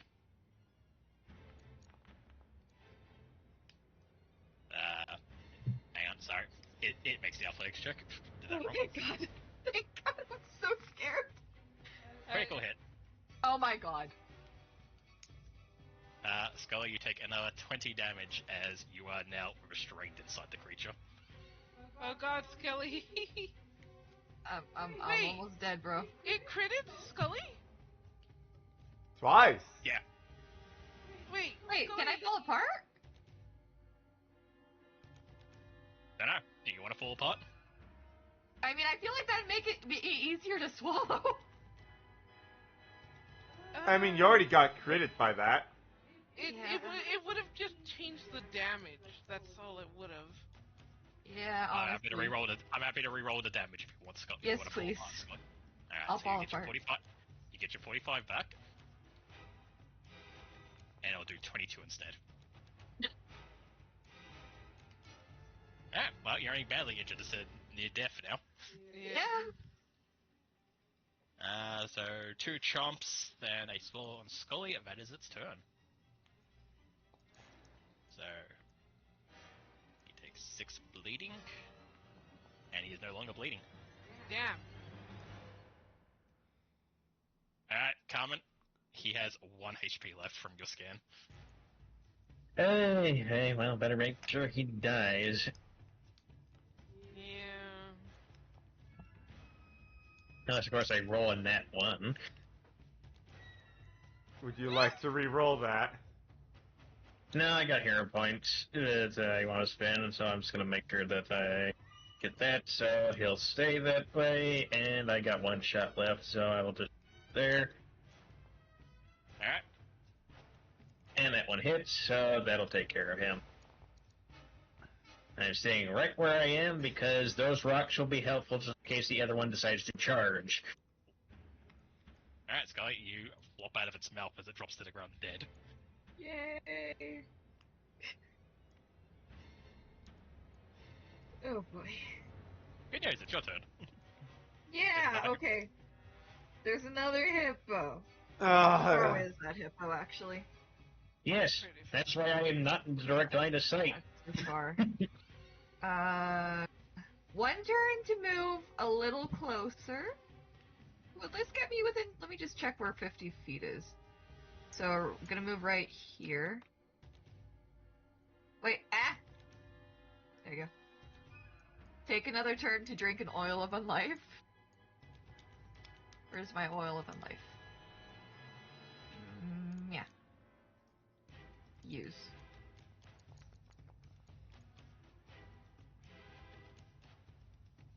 Alright, you heal yourself up. Yeah, I'm healing myself up. So I'm Gucci. Oh. And I'm gonna use my last thing to just hit it with a regular bolt. Sounds good. That will hit. Yeah.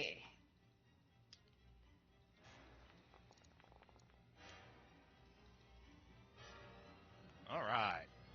So, the good news is, because Scully saw and shot before it got a turn, it cannot do aquatic ambush. Yay! Neat. Oh, hi, Diamond. You okay? Hi, Diamond.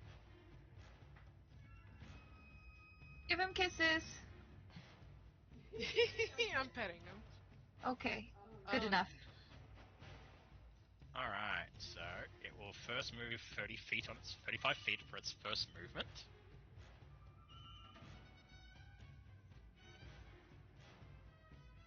Which means it then has to spend an extra turn to move again, so it's going to move here so it can get close to everyone. Oh no. Now, because Teku and Scully aren't next to each other, you can't double chop you, luckily. So, we're gonna... Yeah, no, we're not. We're gonna attack Scully, because Scully attacked it. Rude. Ever heard of turn the other cheek, bro? No. He shot it. So? Okay. And it grabs Scully. No. Yeah. That sounds about right. You know why? It's because I am a snack. Boo! Boo! Scully dies.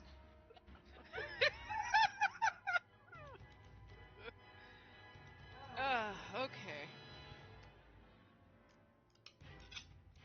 So I move forward, and then I am going to do.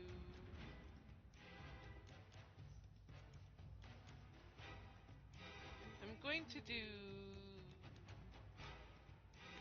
Is this the one that I'm thinking is? No, I want to do this one. I'm.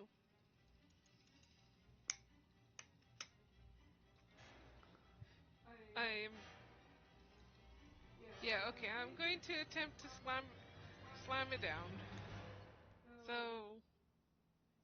Okay. You make an attack that knocked it off balance.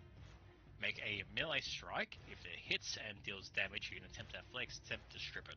Alright, so take a swing at it. So with my sword. Yep. Fuck. I can't even reroll it. I don't have any more hero points. Damn it. Alright, the good news is though, slam down doesn't activate because you missed. So you spent one action to move, one to attack, so you have one left. Scully, the chances of me pulling you out are very slim. That's fine, just kill it. It's a brand new one. It's kind of healthy. Yeah, it's very healthy. Put your whole heart into it. The power of friendship, this bitch. The power of friendship, this Thing from Digimon starts playing.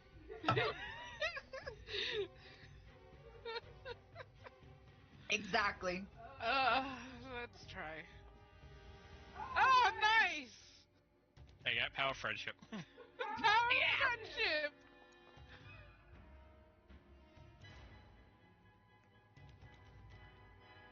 Well, at least it's slowed. And that is my turn. Yep. On a critical hit, the target is also slowed until the end of your next turn, unless it actually gets a fortune save first. Oh, that's right. Right, so he's not slowed, but he is off guard. Okay. Oh well. Alright, Deku. Nope, he's right in my face, so I'll try setting the fucker on fire.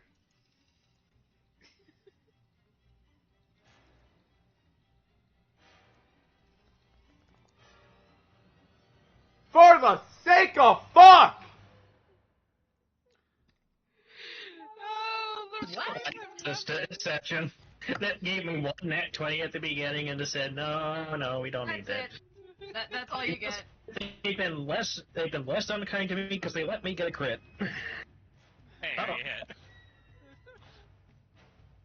yeah. Roll damage. I guess they're just hungry for our hero points, is what I should say. Yeah. I mean, you guys have been stocking up on a lot of them. No, Yeah. I haven't. I literally started with fun this turn. Yeah, well, the rest of you had like 3. Yeah, honestly. And You know it, fair. You need to get that nice reset of 1 each. and I will attack again at -5. Alright. And that will be my turn. Alright, Garmin. Are you not? Oh, well, yeah, you are targeting the creature. Alrighty. Well, here we go again. Trying to make this thing scared while I reload. Not going off this time, but at least I'm reloaded. You're just Now trying we to begin. get a new meal. Yep. Now we the shooting. Alright. Now worst hit. Alright, 15 damage. Yep, solid damage. God, I wish I had The a other plus gun. 20 to hit.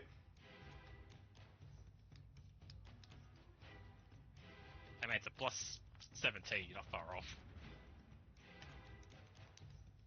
Fair.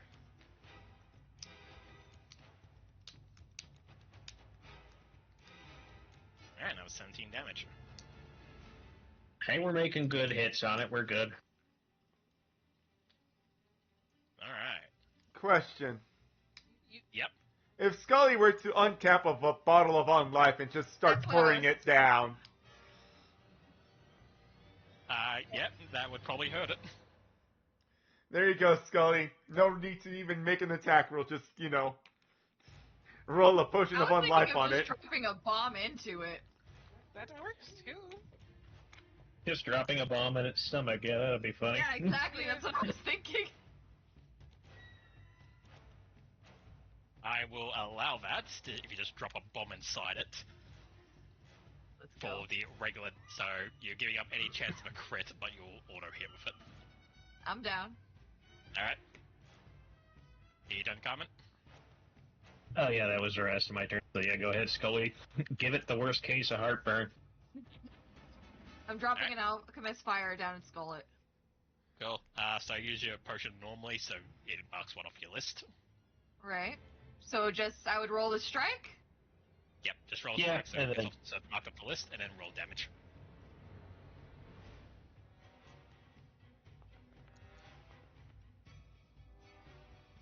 Alright. And I'm gonna keep doing this. Well, as a reaction from you blowing up the inside, it's gonna immediately just release you and drop you to the ground. Ah, okay, that works.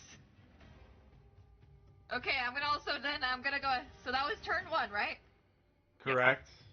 I'm gonna back up, Okay. and then I'm gonna chuck another alchemist fire at its face. Well, you see, the hippopotamus is actually a trained warrior, so he has opportunity attacks. Oh. Wait, I'm joking. seriously? No. I'm so scared. Don't do this to me. That will miss, but you can get the splash damage off. Yay. So, bomb, move, bomb. That is your turn, correct? Yes, yes. Alright. Look at that. You two are lined up next to each other. That was a choice. Lord. Jumpy jump. Reactive shield. Alright. That's not a manipulation, is it? No, he's just attacking you. Fair enough. Alright. Critical hit on done. Of course. He's not gonna eat you because he wants to chomp Teku next. Ow. Going for the bigger meal. I see. I see. And he misses. Oh, thank fuck. The dice so like we'll just... but at least. Alright. So that was one turn, so second turn he would just do a regular chomp on Teku. Oh no. That one's a hit. Shit. So, block, damage. You are now grabbed. And with his last action, he is going to swallow whole.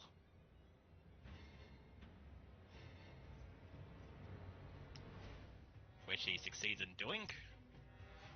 Motherfucker. At least it's not a crit. True. Teku, now you're in the monster. Yeah. I just need to eat Carmen. I've eaten everyone today. Alright. I'm going to do everything in my power to not sure that do not happen. Alright. 4 damage from the bleed. He's still bleeding. 2 damage from the internal fire. He stomach acid put out the fire. And done heals for 5. Alright. You may begin. I'm going to. I want to see if I can trip the fucker. Alright. So slamming down again. Wee. Attack. That's it. Cool. Doing the damage. And now... If he hits the target still damage, you can attempt an athletics check to trip the creature if you hit. If you're wielding a two-handed weapon, you can ignore the trip requirements. I'm wielding it one-handed, most likely. So. Yep. So It's just make make the athletics athletics check. against its reflex. Yep. You succeeded. Neat. All right. You trip him and he falls onto his belly. He's kind of just like sprawled out now, spread eagle. And he just kind of like lying there lazily chomping on Teku. I am now pushing the advantage. And I'm going to make another strike.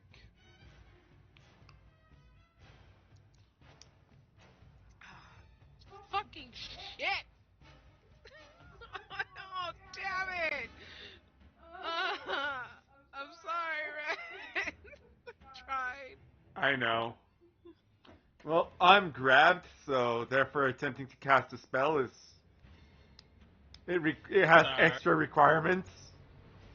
I do want to just point something out to you. Done with this encounter that I made for you guys.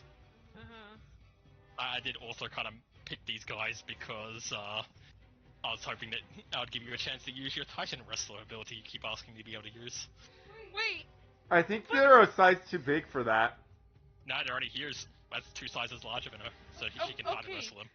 Even if I Titan Wrestle it, that's against its athletics. Its athletics is a lot stronger than mine. I mean, you tripped it over just then. Well, yeah. It's the same roll.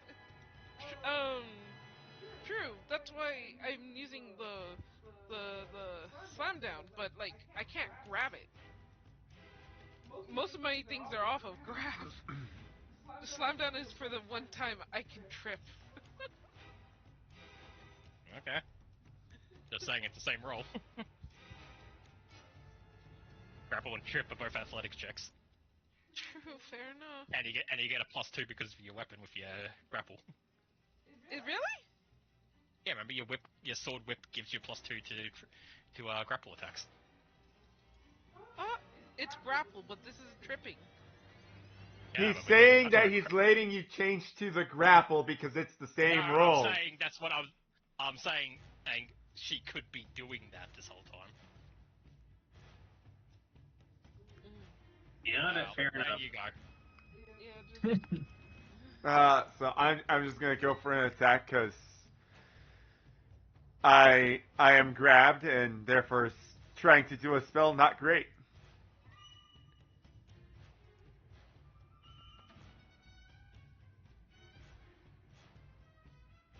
Oh, yeah.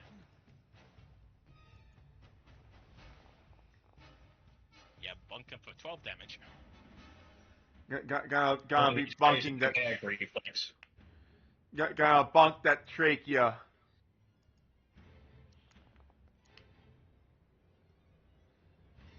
Critical miss, I'm afraid. Somehow. Darn.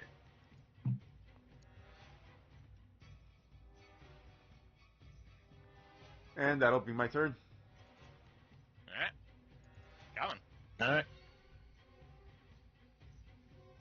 See if I can spook. I can indeed spook. Alright, he is once again spooked. I will take And that what are you time going to to do grab is- those temporary hit points. Alright, gain 10 temporary hit points. That'll actually, we'll use that for hero point, which will move that up to a, yep. Nice. Alright. Critical hit.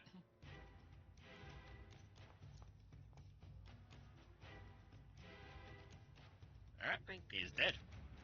Just aims right between its eyes, eye glows, with a lock on, alert, and blam.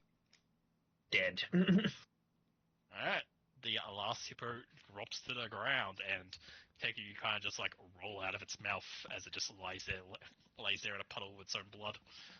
Great job, y'all. Every time I have a creative solution, I am punished. Yeah, we don't like creativity in PathFinder, don't you know?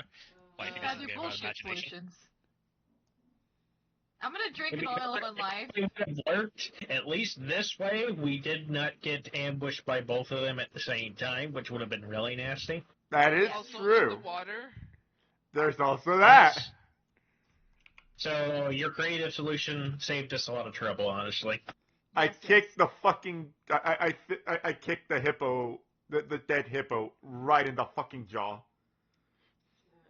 Survival. Roll to Crush break your one foot. spot. Like a snakehead. I don't think I can do anything with 17, maybe. Okay. I'm also gonna give an oil of unlife to Dun. Yeah. Alright. You guys get 160 XP for it. Woo! 160. 720. Yeah, 720. It's 720. We. Those guys Hooray! were mean. They were. Congrats, that was the highest level encounter I can throw at you legally, XP wise. Oh. Really? Yep, that was what's called a deadly fight. I Oh. mean, I certainly feel deadly. Fair I know, enough. it was like, it's nasty, but at least it was only 2 things as opposed to a swarm of things, which seems to do better against us. Yeah. So I think what lowered it down a bit was you fought them one at a time rather than two at the same time. Fair. That would have been bad. Again, Ren's creative solution actually helped us in the long run. Yep. Yeah. You pissed one off without pissing the other one off. How many did we get from Congrats.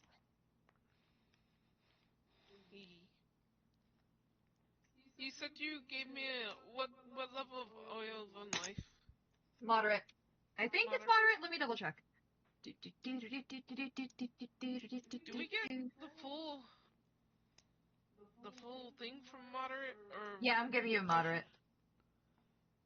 Yep. Hang on. Are these potions you crafted with money or with your thing, Scully? These are money. Okay, then yes, it's a full thing. So 3d8. 34. Cool. So Sky would get an extra 4 from her 30. Oh, yes, you Thank rolled you. really well on that. I did. I was happy. I was ready to accept it. And Dunn gets 34 healing. Gucci, we are no longer well, Dun's still suffering a little. Do you want another oil of a life? Nah, don't worry, Fine. we'll do the rest. I like how Dunn's suffering, but he's like only 10 HP off the rest of you. It's okay, Dun's just suffering by default. Yes, suffering with like holes and bites and whatnot. You only got eaten once. What are you complaining about? Didn't we all get a little eaten? Except for Carmen. except for I Carmen. only got the step on Carmen. Yeah, Yeah, you say I only definitely got tried. eaten once, but I got bit the most. And critted the most. You did I get think you consistently critted. I mean, yes, it is my job, but you can't say I'm not complaining without reason. It's a true I statement. think you took the position. You could have been a ranger with a bow in the background. No, I didn't want that. That's not fun. Not fun for me, at least. Let's see. Oh, I can't help you on this. Did Scully assist? Oh, I will assist. I mean, you got a critical success anyway. So who's this for? It's for done. Yourself? No, it's for done.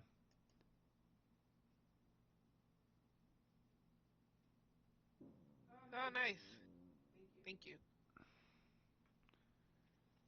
That was Now painful. Yep. You can assist healing you, Ren.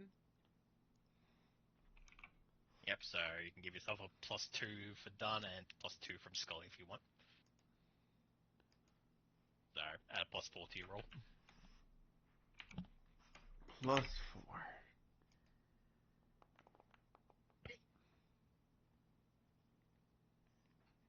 My face won. Ah. So think about that. Uh-huh. When you critically fail your medicine roll, you actually take damage. Yup. What? Yeah. Oh yeah, that's right. Oh, oops. Go man. So you stab yourself as you're attempting to help, and Scully and Dana fussing to try and also help. You end up just stabbing yourself in the fucking hand with a needle. We really hecked up, huh? Do you want to attempt again? Yup.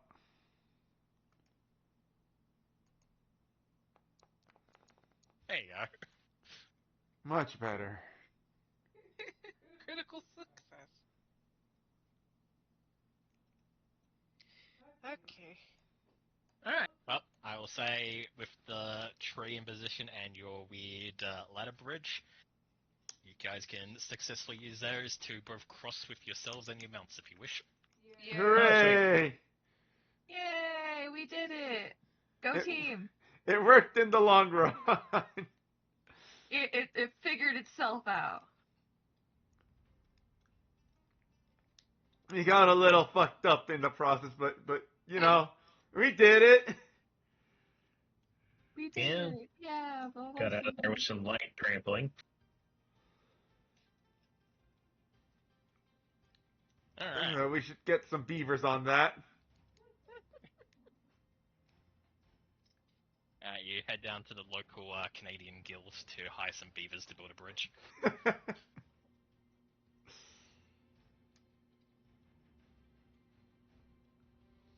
They'll help really good, eh?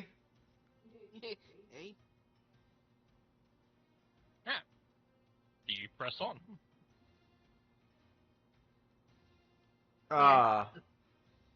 Depending on daytime, yeah? Let's say, so you left at 10, spent probably about 2 or 3 hours on the boat. So yeah, it's probably about 1 in the afternoon, 2 o'clock. So yeah, we press on. Yeah, we press on. Alright. You continue to march down along the Mithil Range. Can I get D20s from someone? I'm not gonna lie, I don't trust myself with a D20. D20. I don't think the D20s trust themselves with you. Fair enough. Alright. 17, that is...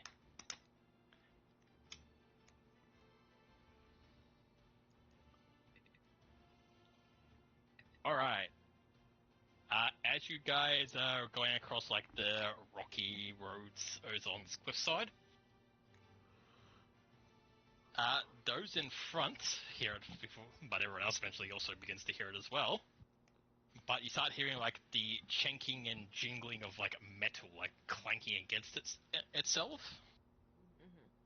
As it gets closer, it begins to sound more or clearer to the point that you can recognize it as like chains, kind of like clacking and clacking against each other.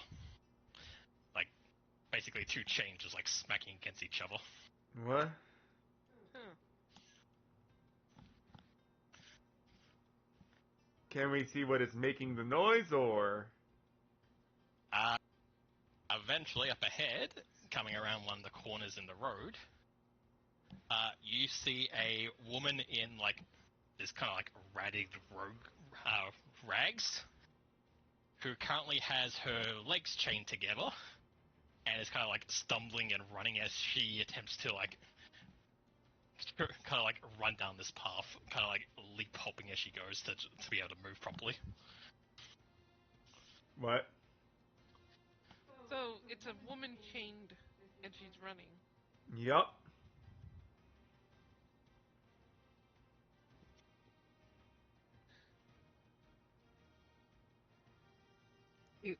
We should help her, right?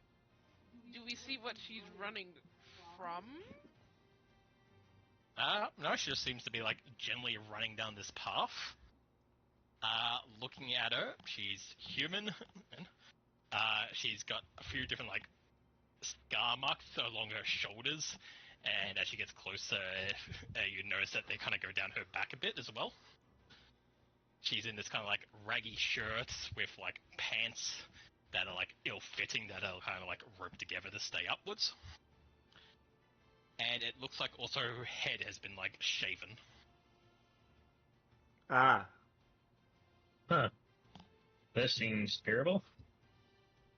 probably do something to help that one. Like, unless there's some weird spiritual thing I haven't heard of, this is probably a runaway slave. So yeah, we should probably help.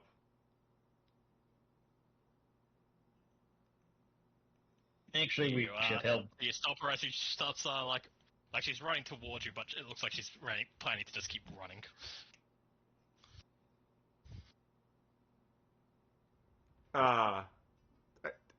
I suppose. We can at least see if she's alright. and if anything is coming after her, we can at least, stand in the way and she can continue running for it. But at least if she doesn't have a plan, we can still help her. I mean, also, Carmen can most- also get rid of the shackles. I was gonna say at most remove the shackles. Yeah. Right. So yes, we stop her. Alright, you guys jump in the way to like kind of stop her from running. She attempts to like weakly shoulder tackle her way through you guys, but as you kind of like grab her. Hey, we're trying to help. We're not gonna Make hurt it you. fast before he catches up. Right? Who? Well, whoever he is, you guys deal with that. I will just carry this. You begin to just pick at the locks, and eventually the shackles around her legs just like clank to the ground. That should give you more of a chance. In that time, the rest of you, you begin to hear jangling of metal as well, but it sounds more like armor jangle, like being like bounced up and down.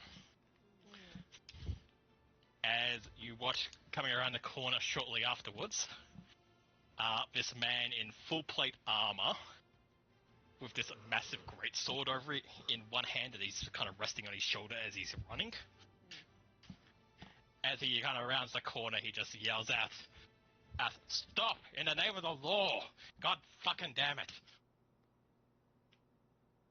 The woman looks back and just kind of like flips him off and tells him to fuck off, as she then tries to also begin running again. Are we gonna let her go, or should we figure out what's happening here?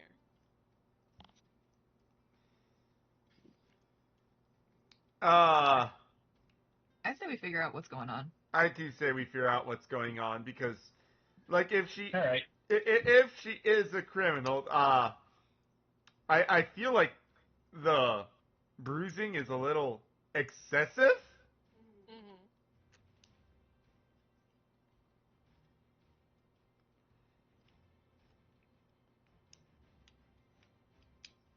So, As the guy's running down the road, he sees you guys with the woman, and he just yells out, "Don't just stand there, grab her, in the name of scorn!" Why? Yeah, What'd she do? What's going on? She is an escaped prisoner. I have been chasing her for all day, trying to bring her back. What'd she do? What Sounds like did you're not very good at your job. Yeah, what was the crime committed? I don't know.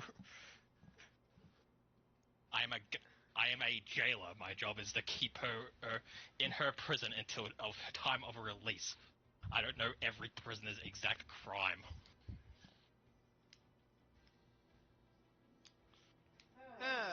I look between him, the escaped prisoner. can we do like a sense of motive, I guess? Can I do a vibe check? You do a deception roll to see if he's doing any perceptions going on right now. Yeah, fair enough. Irma just very much has her hand on her guns and she's looking at the prisoner and she's just like, Oh, do we still have the prisoner in our hand? Truth. Did we let him go? I want truth.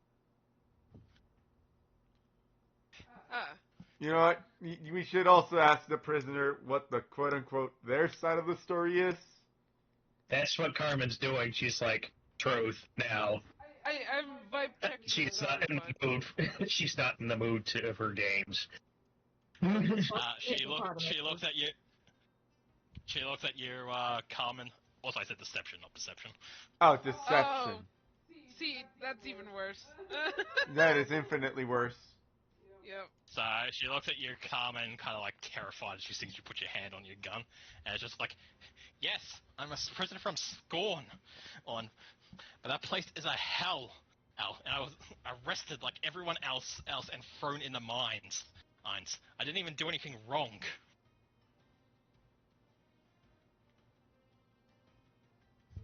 Alright, good enough for me. Do I want you to do deception to Zil she's lying, or is it pretty sure from my role that she's not interested in... From your intimidation, you don't feel like she would be brave enough to lie. Carmen's just going to look between her and the jailer kind of The jailer runs up as far as you guys let him get close. Kind of like stops to catch his breath as he's been running a fucking full plate this entire time. Before looking up at you guys and just like, look, I don't know what she did. All I know is she is a prisoner of Scorn. She has committed a crime and therefore has been sentenced to work off her debt to the town.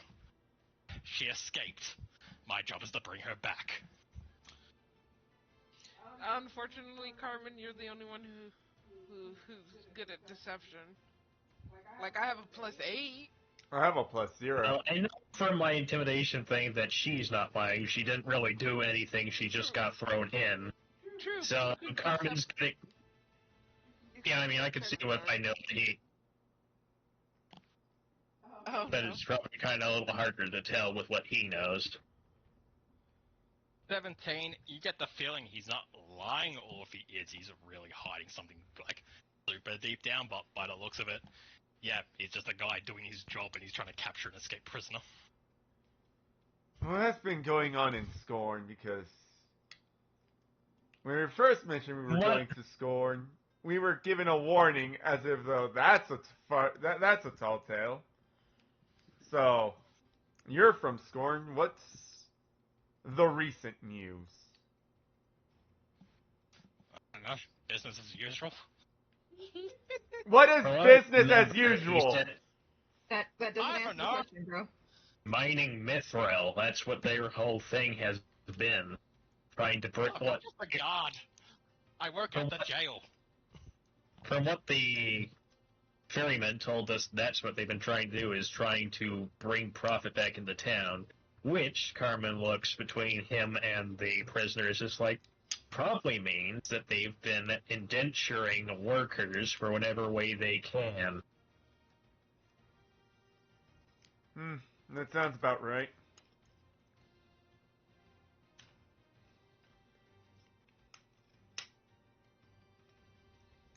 The woman kind of like stands up a bit, saying that it's feeling like you guys may be on her side a bit more, and it's just like, look, I was just trying to investigate the weird stuff going around the town, and next thing I know is I was sucked in chains, and the fucking judge declared me guilty and threw me in the mines, just like everyone else seems to be these days. Define weird stuff. The town is blanketed in fog, to which the guard interrupts. It's always been like that. Then the woman just replies, has it, or is that just what everyone says it has? Yes, mithril is dangerous and does weird magical stuff. But how come everywhere else in this country doesn't have the same weird effects? Why is it just us? You know what, fair?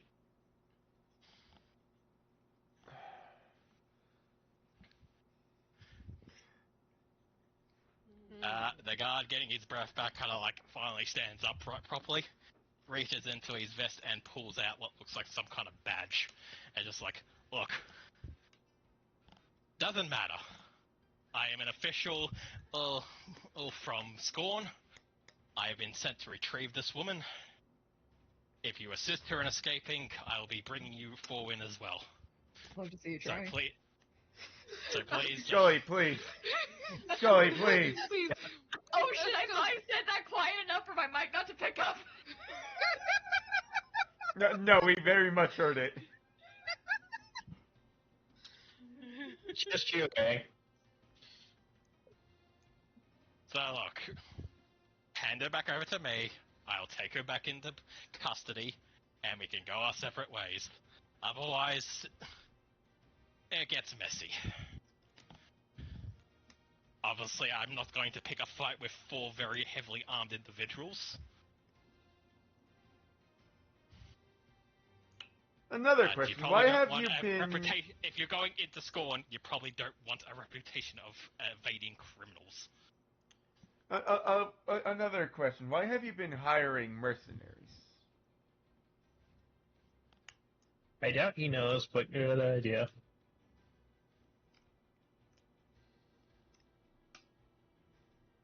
That's a good question. Would he know? I'll give him a chance because he does work in the area. Okay, yeah. Apparently he knows everything.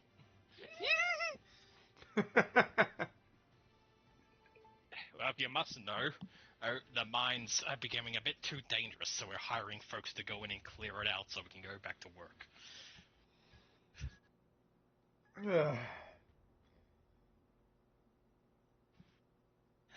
The woman then was just like, bullshit, there are monsters down there, and you are feeding people. We are not feeding people to the monsters.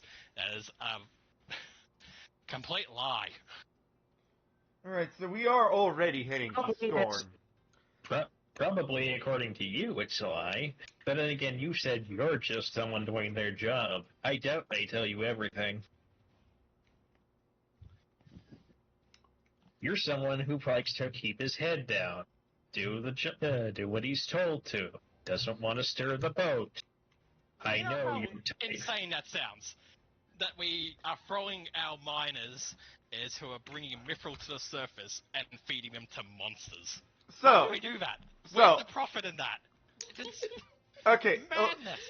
I agree with you, but some of your higher-ups might not be as smart as you. With that said, it is entirely possible that the higher-ups are sending people into the mines knowing full well of the danger and not caring of the danger since they're not the ones being put in danger. Exactly.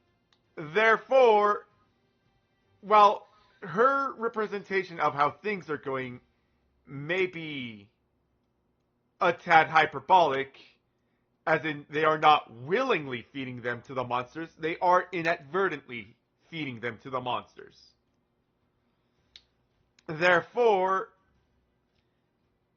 if you are willing to keep her safe, we are already headed to Scorn and are willing to help with the monster problem and maybe see what is spawning the monsters, if possible. Look, you do you. Just give me my prisoner back, so I can go home. You want to be the hero and clear out and kill a big monster? That's between you and the governor. Do you have papers proving that she's under your custody? Oh, for fuck's sake.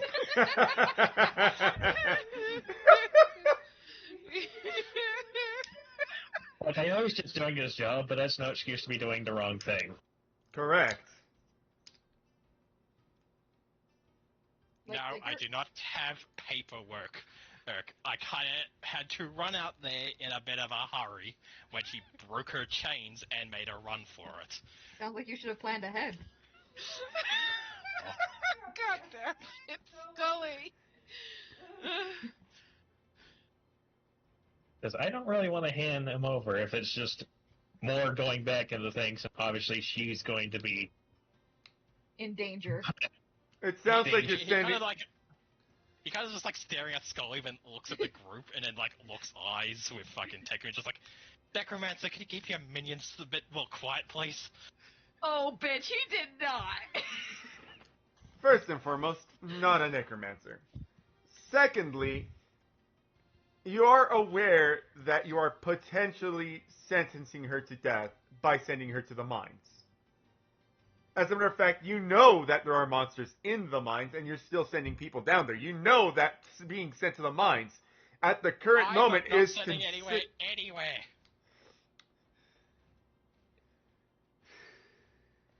Look, I just want to do my job. I wanted to bring her back, hand her back over to the actual mining facility, guards from where she broke out. Then I can go back to my actual job at protecting the streets in Scorn. I'm just a footman. That's it. They sent me out here because I was the only one in the area at the time. Make one more insufferable comment. No, Hang on. hold on. Hang on. I felt a discrepancy in that statement. I'm gonna check for deception. Yes. Okay. I mean, I have a Alright, decent well- deception. What do you think he's lying about here, Ren? Well, he said that she was under his custody. But now he just told us that he was only sent out here because he was the only one available, which are two very different words. So you get the feeling it's more under his custody because he is the law, not as in, like, directly under his watch. He was using a broad term. Fair enough. He's not claiming that she's his exact fucking, like, she belongs to me because she's a prisoner and I've been watching out for her, yada yada yada. It was more a broad term of, he is a cop and he is here to arrest this woman. Got it.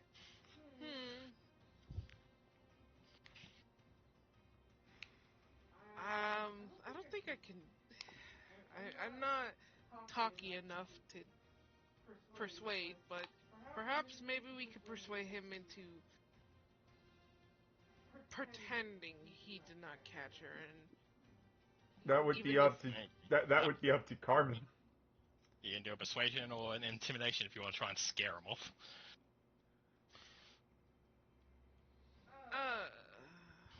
we don't have persuasion. What is persuasion? That'd be diplomacy. Try Plus, diplomacy, and if not, I have a plus 19 to intimidation. alright, I'm gonna try diplomacy. Of course. I don't think anything I'm gonna say is gonna sway him. So what do you actually say?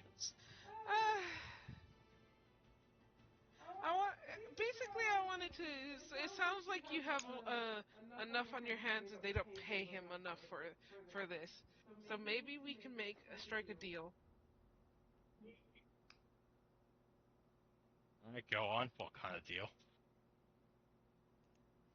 Perhaps for some monetary compensation. You say you've never caught up to this girl. That way. It looks between you four, looks at your weapons, looks at the woman, kind of like glances over his shoulder, probably you estimating how long he's been out here chasing her, then looks back at you guys. Alright, how much you thinking? Okay, now I need some extra, can I do like a societal knowledge to see like what might be good enough for his pay, but also like To keep him a little Won't hush bankrupt hush. you. yeah, like blue. Yep. Could I do a societal thing just to see like what might be a good? I mean, you probably already just know. All right. Just looking it up. Oh, fair enough. Let's see, so a guard.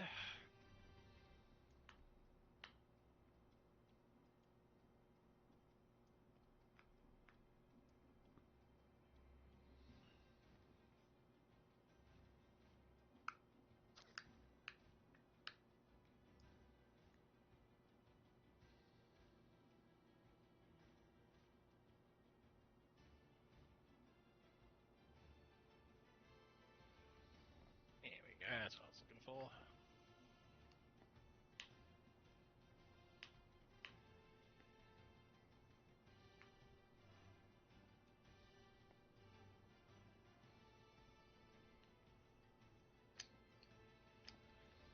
Alright, so being, a footman soldier in who's protects the town, Mhm. that's kind of like high income work essentially for people these days. Mm-hmm. They estimate he's probably on like about 5 silver a day. I'll give him a gold piece or two, and he'd probably be interested. Yeah. I was gonna give him far more than that. Honestly, same. Well, now that you know that how much he makes, you don't have to go that high. I'll still be generous. All right, how much do you offer him? 5 gold.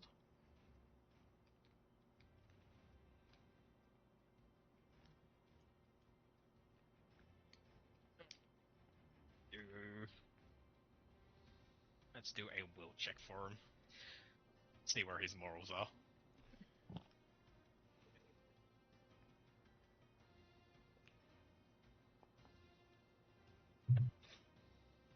Is that So you're 13 diplomacy, he's 14, but you're offering him a good deal. You see him just kind of like let out a sigh and just like, alright, fine. She got away. if you want to make the story more convincing, she got eaten by one of those fucking river hippos. I was gonna say we could beat him up a little. No, I'm not gonna beat him up for it. It would be more convincing. No.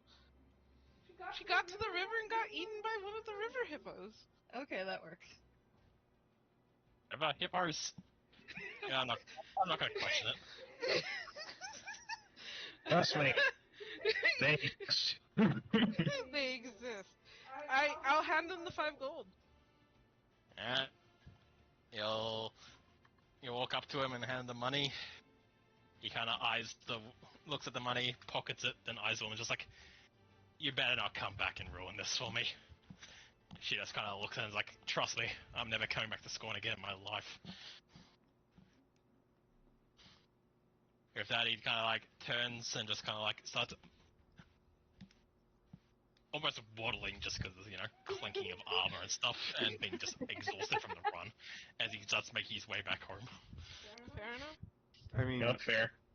we do be headed to Scorn, so I guess we follow. Well, first we should probably make sure she's okay. Fair.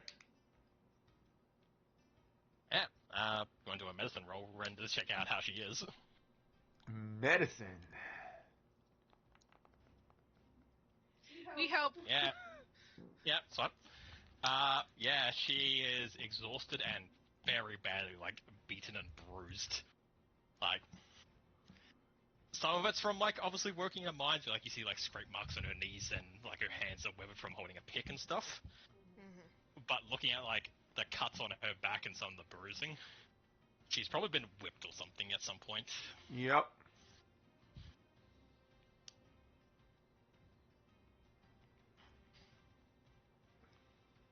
If you spend some time patching her up, though, you think she'll be, like, fine enough to make a walk back to wherever she's going, if she's going to head off to Greenest or to the ferry or something. Well, I think we should spend some time patching her up. Yeah. Give them the guard some time to make it ahead. Uh, Also, I will cast Gentle Breeze and get to work. Yeah.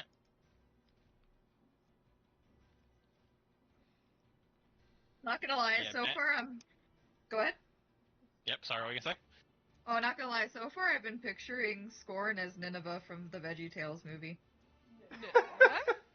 I don't think they're slapping each other for fishes. I don't understand this reference. And I will be That's okay because I've seen it once. rolling medicine for practice. So It's just based on a Bible story, but it's just like a really shitty place that God is like, I don't want to deal with that shit. But in the VeggieTales movie, instead of like killing each other, they're smacking each other with fishes. Well, she's a commoner with like 15 HP, so 29 easily patches her up fully. yeah. Yay! We can give her a Yeah, ration or bet. something. Yeah, give her a little bit of food to send her on her way.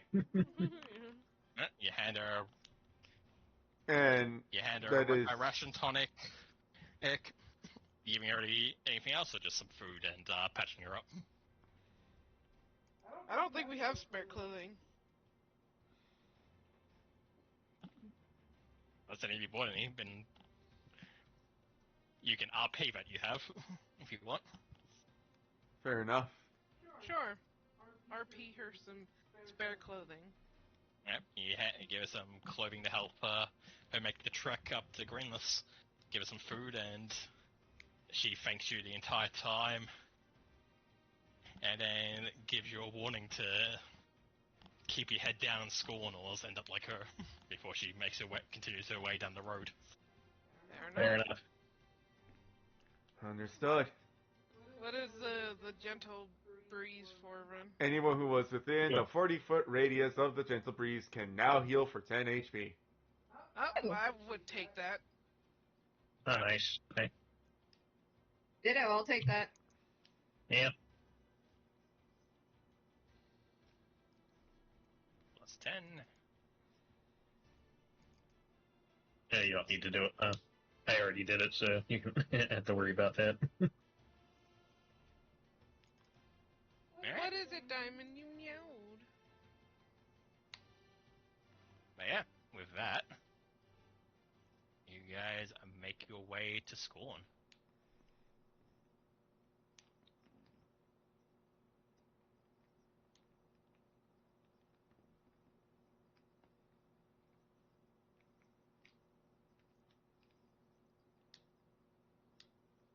Yeah, this doesn't surprise me from what the fairy guy was saying. It sounds like they're not doing well, so conscripting workers to try and get the mithril up to try and make a profit, any profit, is probably what they're doing. Morning District. As in Hey! good morning, there is in someone's dead. As in someone's dead. Got it. M-O-U, not M-O-R. Very gothic. I Yep. stare at this and all I see is Rhea Lucaria. Wait. Yeah? I feel like I remember Scorn before. In a different life. Alright, so you arrive in the city of Scorn from the mountain passage. Because of the road you're traveling on, you immediately enter into what you can assume is the slums area, as it is very poorly put together. Fair enough. So, looking around, the city of Scorn is just completely it's an eerie place, essentially. It's situated on the side of a towering mountain range known as the Mithril Range that you guys have been walking along for the past day. It overlooks this river that is just flowing with uneven speed. It is just murky, rapid waters that look like it's impossible to really cross or even go down at any real capacity. Even the river that's going through the town itself is just massive waves are just crashing into the side of the bank and stuff. A cobblestone wall is actually built along the river, probably to stop it from flooding. Jeez. But yeah, immediately the town, as soon as you enter from this area, it is just consistently feeding, the river's just consistently feeding this deep mist into the town, causing this blanket of thick fog, making it hard to see more than a few feet in front of you as you walk. Oh, this isn't at all ominous. The cityscape is kind of a mix of Gothic architecture, but also you see old crumbling structures and even to the point of being in this ruinous state that some people were living in for the slum area. But even looking into the main town itself, you can see old buildings with the entire side of the building just missing. Oh, Huh. ominous. Again.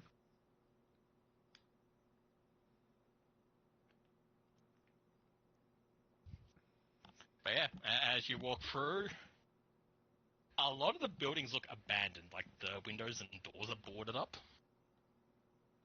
but they don't look like abandoned in like a rush panic type of abandonment. It's like people have been packing up over the years and just leaving, and the buildings have just been left to deal with that because of it. Ah, interesting. As you get more into the actual town itself, buildings like tower over you and these like big steeple designs. And looking around the few people who are still here who like walk the streets, everyone kind of has this like miasma of like the meter about them. Like they all seem like to have a bit of depression in the way they walk and how they're just like kind of slumped and looking down the road as they walk.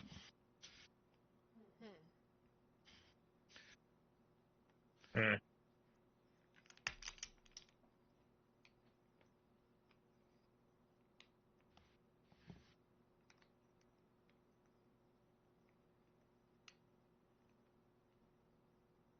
So yeah, So, not what do a you guys great do? place.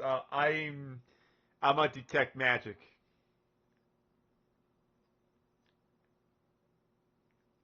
Detect magic, and immediately it's like a migrate of colors, as like it feels like studying like Fey magic is the best way to put it. It is just this concentrated like unworldly and untamed magic is just roaming over the entire place. Ah, that's a special kind of issue.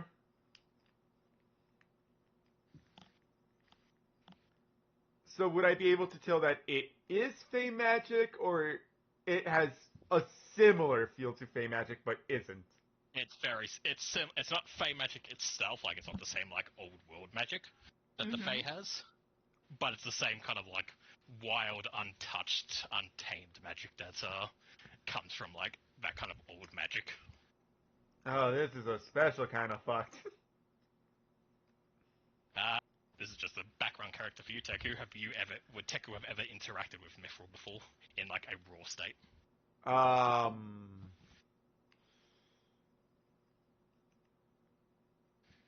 actually, maybe, because she does come from the other mining mountain. But yeah, you would in that case like remembering back to being a kid and like when you were studying magic as a kid and stuff. You came across a bit of mithril from like a teacher or something who was showing you anything, and yeah, you just immediately remember back like mithril is a very powerful like metal and can be forged into really powerful items and magical stuff.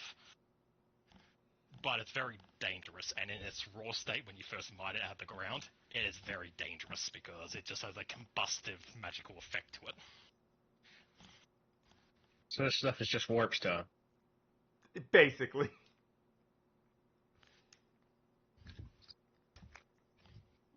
I cannot confirm or deny, as I'm not a branch of Games Workshop and don't want to get sued. Fair enough. Legally distinct warp stone, we'll say. Legally distinct magic rock. Yes. Oh, So Mithril in this I universe. will say it's probably not as dangerous as Warpstone. Like, it's not gonna, like, you touch it and you fucking turn to a puddle of milk as soon as you touch it. Right. milk. But as opposed to other universes where Mithril is just a really strong metal, this is a really strong metal that Is actually has magical. eldritch radiation. At least minor. This is definitely mithril magic. A lot of it, too. It did say it was a big old thing sticking up out of the ground.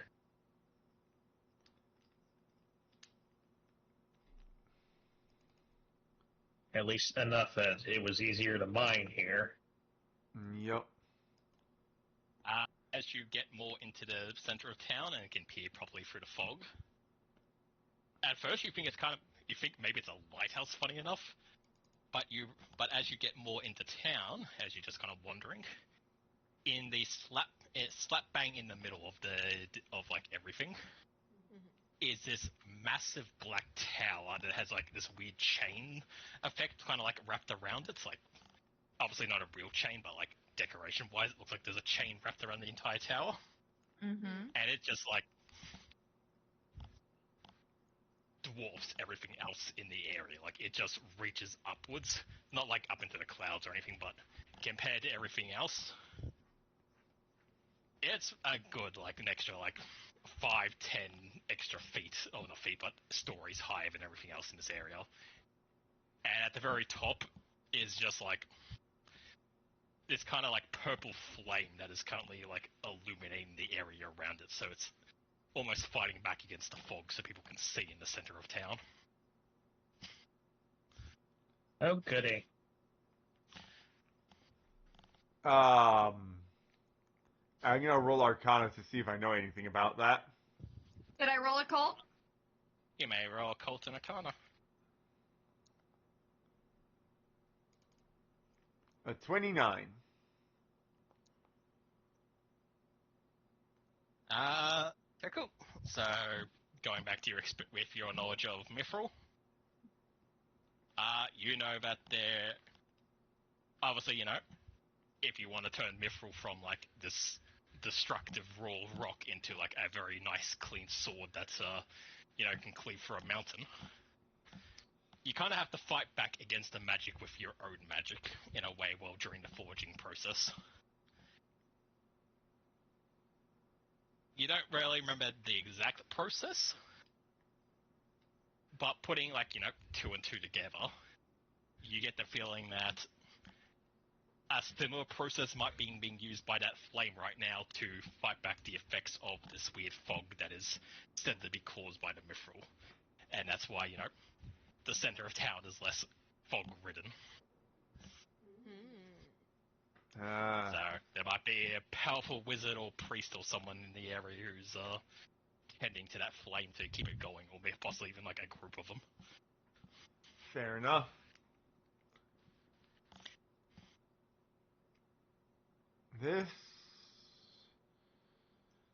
This would require some work, wouldn't it?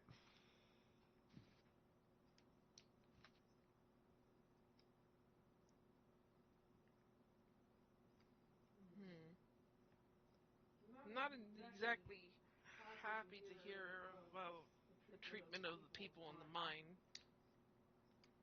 Likewise.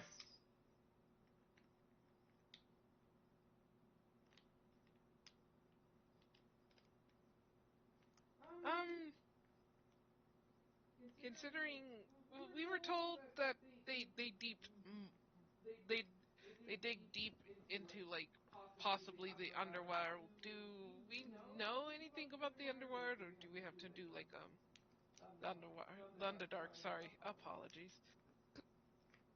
Or do we have to do? The Darklands, as they're called, are basically Fair enough. the world under the world, is the best way to put it. So it is a cavern system that just sprawls underneath everything else. It is believed that that's originally where the dwarfs used. It was created by the dwarfs before they came to the surface. But after they left to make their home up in the sky, essentially, it kind of just got infested by everything that got left behind. So mostly monsters, but a few other people found their way under there over the time and kind of adapted to that lifestyle of like never seeing the sun, living on mushrooms and like murky waters and stuff like that.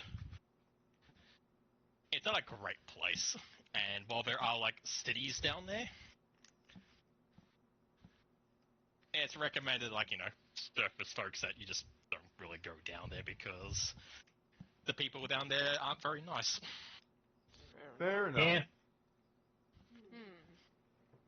It's not like, you know, you go down there and they're going to arrest you because you're committing it's like against the law, but the people down there might just, you know, you go down there and be like, hello, sir, and he just fucking shakes you. Oh gosh. Okay, that's an escalation. I mean, Yeah, you go down there and find a nice drow lady, and you're like, hello, young lady, and she kicks you in the nuts. And steals your wallet. and says this is our local hello. Unfortunately, I would believe it.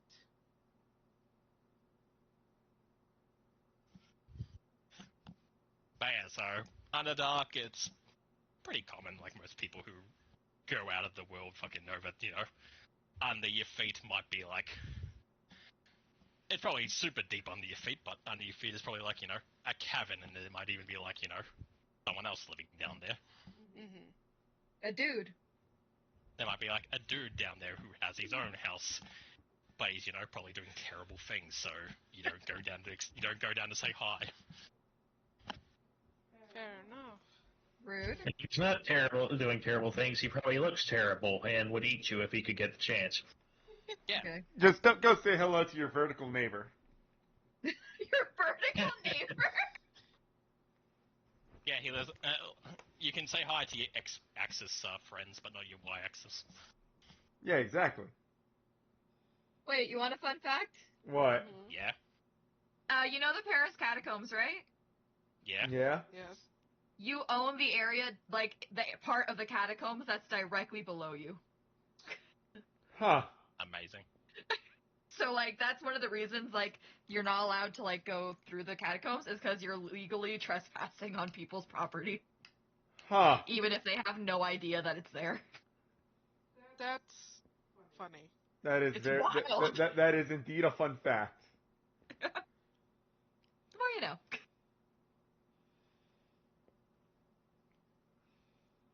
Well, funny enough, there probably is an actual like similar thing going on in the Darklands where it's just like a tunnel made of people's skulls. Jesus. And Fair. at the end, there's probably like a spider monster out there who's fucking made a nest in it. Fair. Yeah. Not a great place to go, but I also kind of want to go. Different campaign, maybe. Yeah, honestly.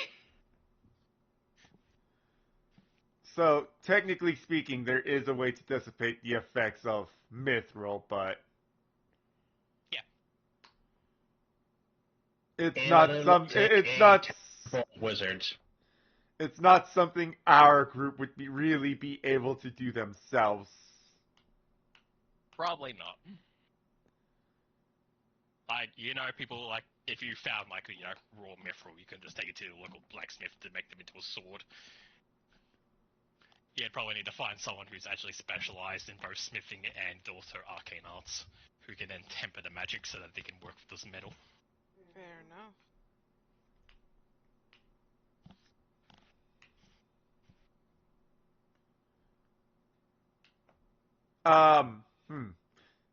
Shit, that would actually be a society check. Or maybe an arcane check, maybe. I was gonna ask if, like, all the weird shit was always happening, or if it was happening after they started mining. So you remember back to the guy in the boat who was telling you the story? Mithril was in the area, so they set up a mining camp here. Eventually, it built up into a town called Scorn. And the story is that Scorn's always just been like this because of the mithril. So it's always been fucked. It wasn't a matter of they started mining and then it got fucked. No, they started mining and... It's unclear. All you know is that the story is, as long as Scorn has been here, it has been like this because they are mining mithril. Right. If the valley was already like this when they moved here for the mining camp, you don't know. But as far as you know from the story that you were told, Scorn itself has always been covered in fog and always had like terrible weather.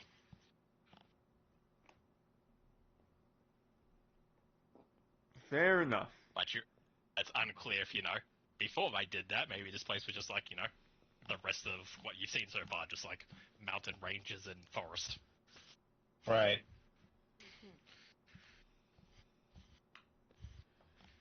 I suppose we look around.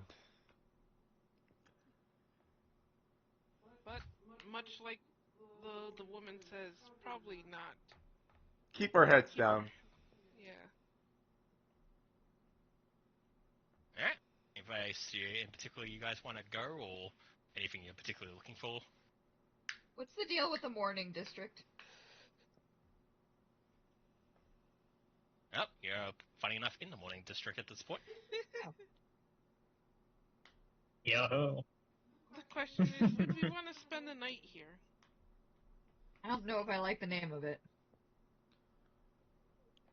I'm just talking of Scorn in general, not the morning district. Like there's anywhere else we can sit around here, so better to find just a reputable inn and just hold up there if we're going to hang around. Yeah. If we plan on just passing through, then we can just leave in the morning, but I don't know what y'all want to do. I have.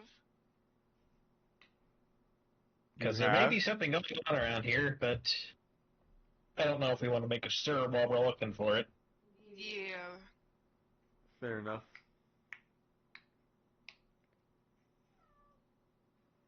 Gato. What's the gato doing? He's meowing at me. Good. So you're looking for a place to stay, is what I heard? Yep. Yes.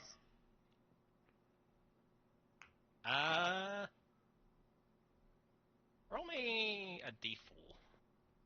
See which one you guys end up at. Oh boy. Hey. Who wants to roll? Oh, a 2. You get a free stay at a prison cell. You all get arrested. Alright, you guys leave the morning district and enter into what's you find is called the night district. Well, wandering around, you find it's kind of like old looking, like gothic style, like huts type thing, so straw weaving rooftop, but like stained glass, and like pointed towers type roof outside. Mhm. A sign hangs on the front with a fox that is currently like carrying a goose in its mouth, as if it's like walking very proudly. By the looks of it, the tavern is known as the Sly Catch. I like the name. That's a good name. I like that. Mm-hmm. About on the nose for the two of the party. Yep.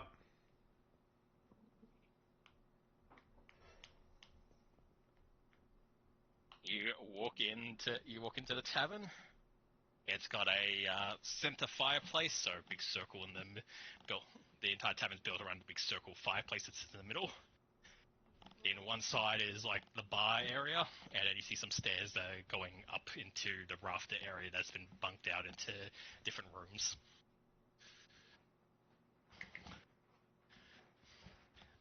Looking around, you see mostly, what look like workers and stuff coming back from their shift for the end of the day, just coming in for a drink. But you also notice a few other mercenary-looking figures.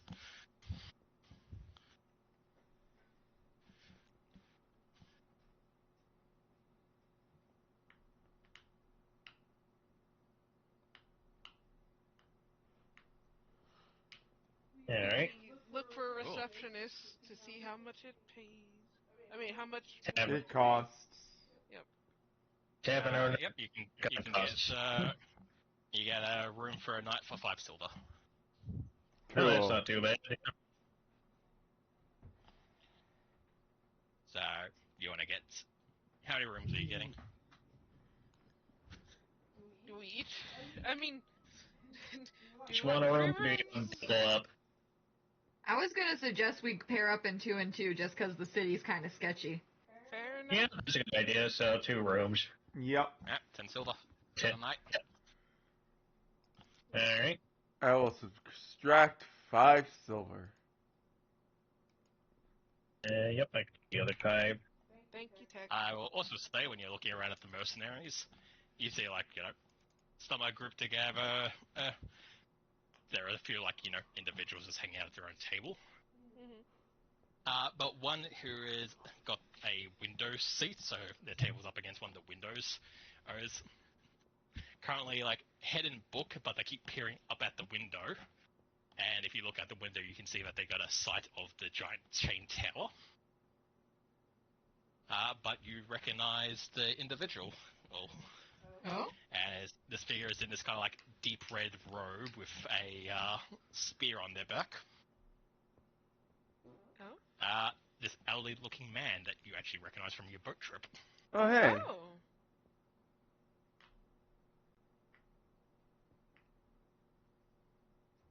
Did we ever talk to him?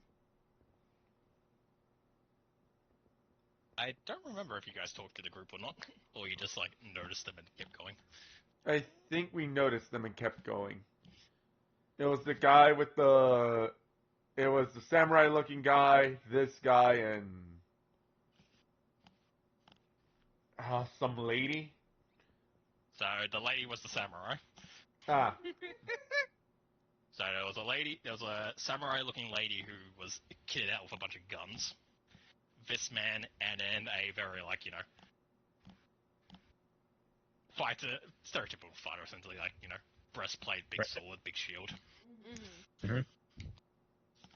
But looking around, you notice that he's kind of just by himself, just hanging out kind of scribbling away on what looks like kind of like a scrunched up bits of paper that he's unfolded, and he's like writing down notes. Looking at him, he looks frustrated. frustrated. Interesting. I mean, it's a face we recognize, so I guess approach?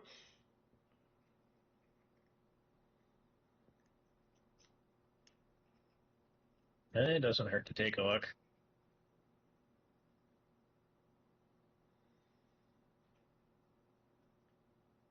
As someone walking up towards his table, you watch as he quickly like scrunches up the piece of paper and slips it into his large sleeve before turning around to see you. Mm-hmm. You get the feeling though when he spots you, you're not the people he was expecting, so he almost looks a bit surprised when he sees the four of you approach. Hey, we recognize you from the boat from... It's surprising to see you here. Yeah. When we Small traveled world. over to Domainese. Domainese, exactly. The guy like looks at you guys for a while and is like, "Oh, right, yes, you're on the boat as well." Where are your companions?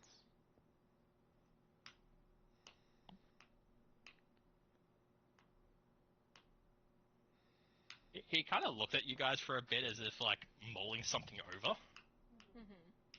and then kind of like after a bit gestures at the chairs, is at his table for you guys to join him.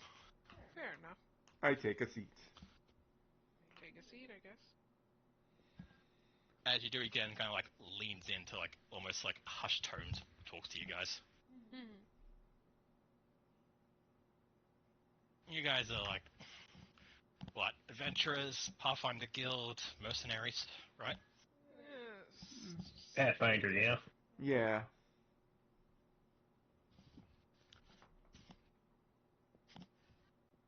Yeah, okay. Look, I really want to get people involved in this, but I need someone I can talk to about this on the inside, and I know for a fact that you guys aren't part of, like, what's going on here in Scorn. Ah. Right. As for my two companions that you asked about, the woman, Mona, she's currently imprisoned here in the city. Oh. Apparently she was asking too many questions and disappeared one night. Hmm. Can you describe her again?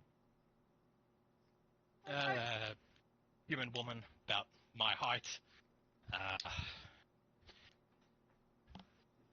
Eastern nationality.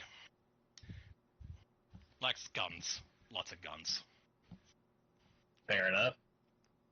I take it wasn't the person we helped back there. No. Okay, just was being sure, just in case, you know.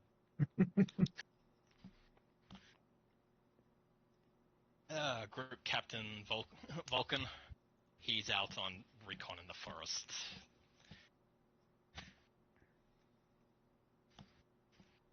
Look, something really weird has been going on in Scorn. It's not just, hiring the muscle to come down and fight some kind of monster that they've dug into with the mine. From what I understand, crime's gone up in this area a lot. And I don't mean as in people are breaking the law because, they're becoming criminals. More, the law is changing, so everything people do is becoming a crime. Oh. Uh-huh. Yeah, I kind of thought that might be the case. Teku will lean in to, listen in better. And, just in case she needs to respond, she can also speak in a hushed tone. Like I said, I'm not trying to get you guys involved because honestly, I'm thinking of getting out of here myself, but I also don't want to leave my people behind. So I'll just say this: if you're looking to help, there's a small, well, not village anymore, but it used to be part of Scorn long ago, but it was one of the first places that got abandoned when the town went to shit.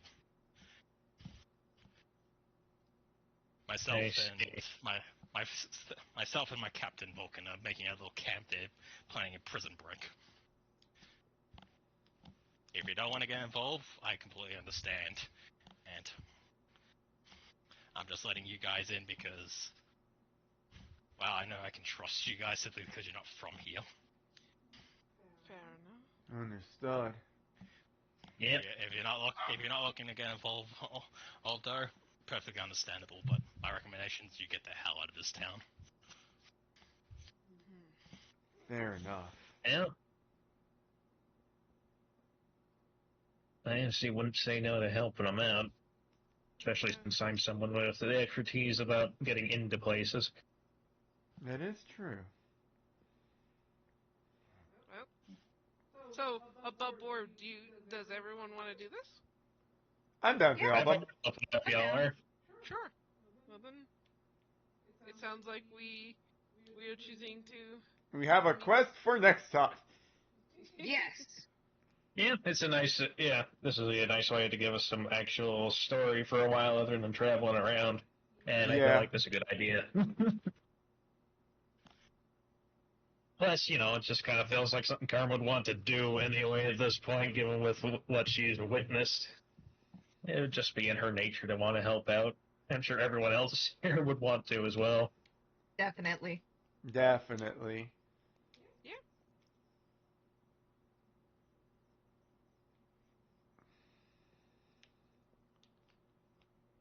So, yeah, probably will, join them at the camp later.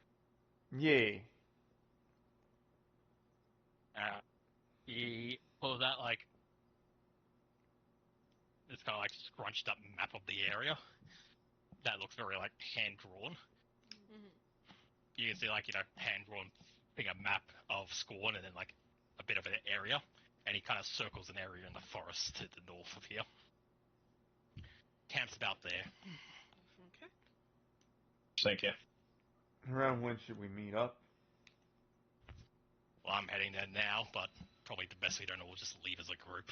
Might be a bit too. Yeah, it'd probably be better if he meets up with his companion, lets him know, and then we'll catch up. Yeah. Right. All right. Wait up an hour or so, and then you can either head off yourself or come next morning if you need rest. You do look pretty banged up by the looks of it. Yeah. Yeah, spending a night would probably be a good idea, and let everybody be in top shape for whatever we're planning on doing tomorrow. Yeah. Yeah, he doesn't give the nod. It's alright. Careful out there, I guess. Likewise. To you. Yeah, I'll then, casually, lean back. Kind of just sit there quietly for a bit before getting up and be I'm gonna go see about that job. Before you guys steal it off me. and then makes his way out the door. Fair enough. Yeah, good plan on that one. Yep. And I think with that, we call it for today. Sounds good. Yeah. Oh, if you want to end on something a bit bigger, Oh. Okay. as you guys get a bite to eat and kind of like just rest up a bit to lick your wounds, suddenly a bright light comes in through the windows from the tower. And you watch as like the barmaid kind of like gets up, the mercenaries in the area kind of like looking a bit confused as she kind of just like her and the rest of the staff just walk out into the street. The fuck? Everyone kind of like everyone gathers in like the windows and doorways to like peek out to see what's going on. And you can see everyone in the streets kind of like come out to like solemnly bow their head towards the street. As possibly the only bit of colour you guys have seen in the town so far makes its way from outside the tower and begins just like parade down one of the streets that everyone's kind of like gathered in the bow. As you see this very vibrant pink dressed woman and being led by these like pale winged butterflies that kind of fly all around her. The fuck? Huh. She just kind of self-imposed parades her way down the street, kind of chanting to everyone in this like old religious text scripture. Before finally announcing in comment to everyone, "Good people, salvation has arrived soon. Soon the fog will dissipate and the city will be cleared. Scorn will once again sit at the top of the world out here in Domainese. Domainese.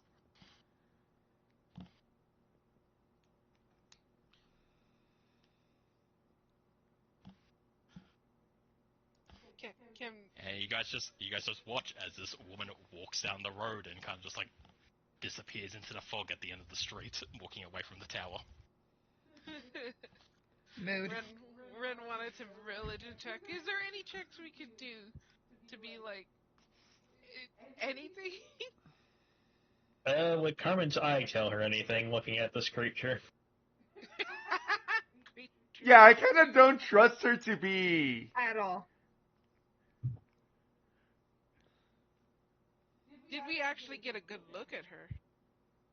Like, yes, I know you put up the picture for us, but that doesn't necessarily mean we got a good look at her ourselves. If you like stepped out into the street or looked out a window, you would have seen her walk by. Teku definitely did. Carmen's definitely watching, so yeah. So the way she's dressed and what she was just reading off Teku, it was official, like, you know, religious scripture and stuff from, like, you're not sure which god, but definitely, you know, the typical religious scripture that keeps being pronounced by different priests throughout the world. So your gut tells you that she's definitely a priest of some sort. Carmen, on the other hand, as you give her a quick scan, and your eye flickers and fails to properly scan her, as she is outside your level. Oh, that's power. Instead of getting back a feed of religious or holy power that you would expect from a priest, you're overwhelmed with occultism and necromancy. Oh no. And that's where we're in today. Oh. I love it. 10 out of 10.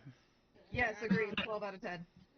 So, for what we've done today, like with the hippos and that experience with the guard and prisoner, what's our experience looking at? I think it's 720, no? The guard didn't give us EXP, but I guess it does bear to question, would the way that we dealt with the guard give us EXP? I must have missed the crosstalk. So you got XP for the hippo. You got 160, I think. Yes. Mhm. Right. Yeah. Missed that in the crosstalk. I'll say for the guard, you won't get any XP because he is well under your level. Fair Right. enough. You place ordering. I will say, I'll let you know he's a guard. He's level 1. Ah, my poor dude. You He's guys are too strong to gain anything from dealing with him. fair enough. Right. Honestly, Yes, I never just seen these didn't want to situations like to share. I didn't want to. He's a 14 AC guy with a +5 to hit. You could sneeze on him. We could just sneeze on him. I'm pretty sure anyone who hit him would have been an auto crit, essentially, if you rolled. I have a +17. Yeah. I kind of expected that we were going to be able to make him forget he saw anything, no matter what, because I'm just like, he's here on his lonesome. I'm pretty sure that, yeah, if we just told him you saw nothing, he would have just left. So yeah, so Instead, I do like giving out roleplay XP and getting through things without combat because, I want to reward that stuff. But even if you killed him, you wouldn't have got XP for that because he's just, compared to you guys, he's a nobody. I totally get that. Fair enough. I just didn't want to enter the city with, a negative reputation already. Fair. Well, we probably wouldn't have had a negative reputation because nobody would have known what happened to him. Yeah, if he never comes back, if he's not alive, there's no one to give us a negative reputation. Fair enough, but I wouldn't want to kill a man who's just doing his job as well. Fair. Well, I wasn't going to say kill him either. Mine was just my other option was just to intimidate him into he saw nothing. Sure, you are Sergeant Schultz today. With that said, I have been your host, Renaissance Wolfheim, playing the Sparkling Targe Magus, Tecumseh. I am Sonura, and I was done, the damn fair fighter. I'm Uni. I was the alchemist skeleton Scully. And yeah, once again, I am Cole, and I played Carmen the Visceraro Gunslinger, who is a kitsune. And I'm Blue. I think I played mostly a hippo today. Yeah? Yeah? And I'm not gonna lie, I did enjoy today's session quite a lot. It was Yes, a lot of yes. fun. I think I was able to balance combat and roleplay enough, so everyone got something today. I'll be honest, I am very happy that I am very happy that we did manage to get roleplay in, because yeah, I think we should do some non-sessions where we do roleplay, but it's non-consequential roleplay just to get that ball rolling inside of us. Right. Yeah. Alright, I'm gonna hit end to the stream. Yeah, this was fun. Yeah. Bye, stream. Bye. See you next week, hopefully. Yeah, hopefully.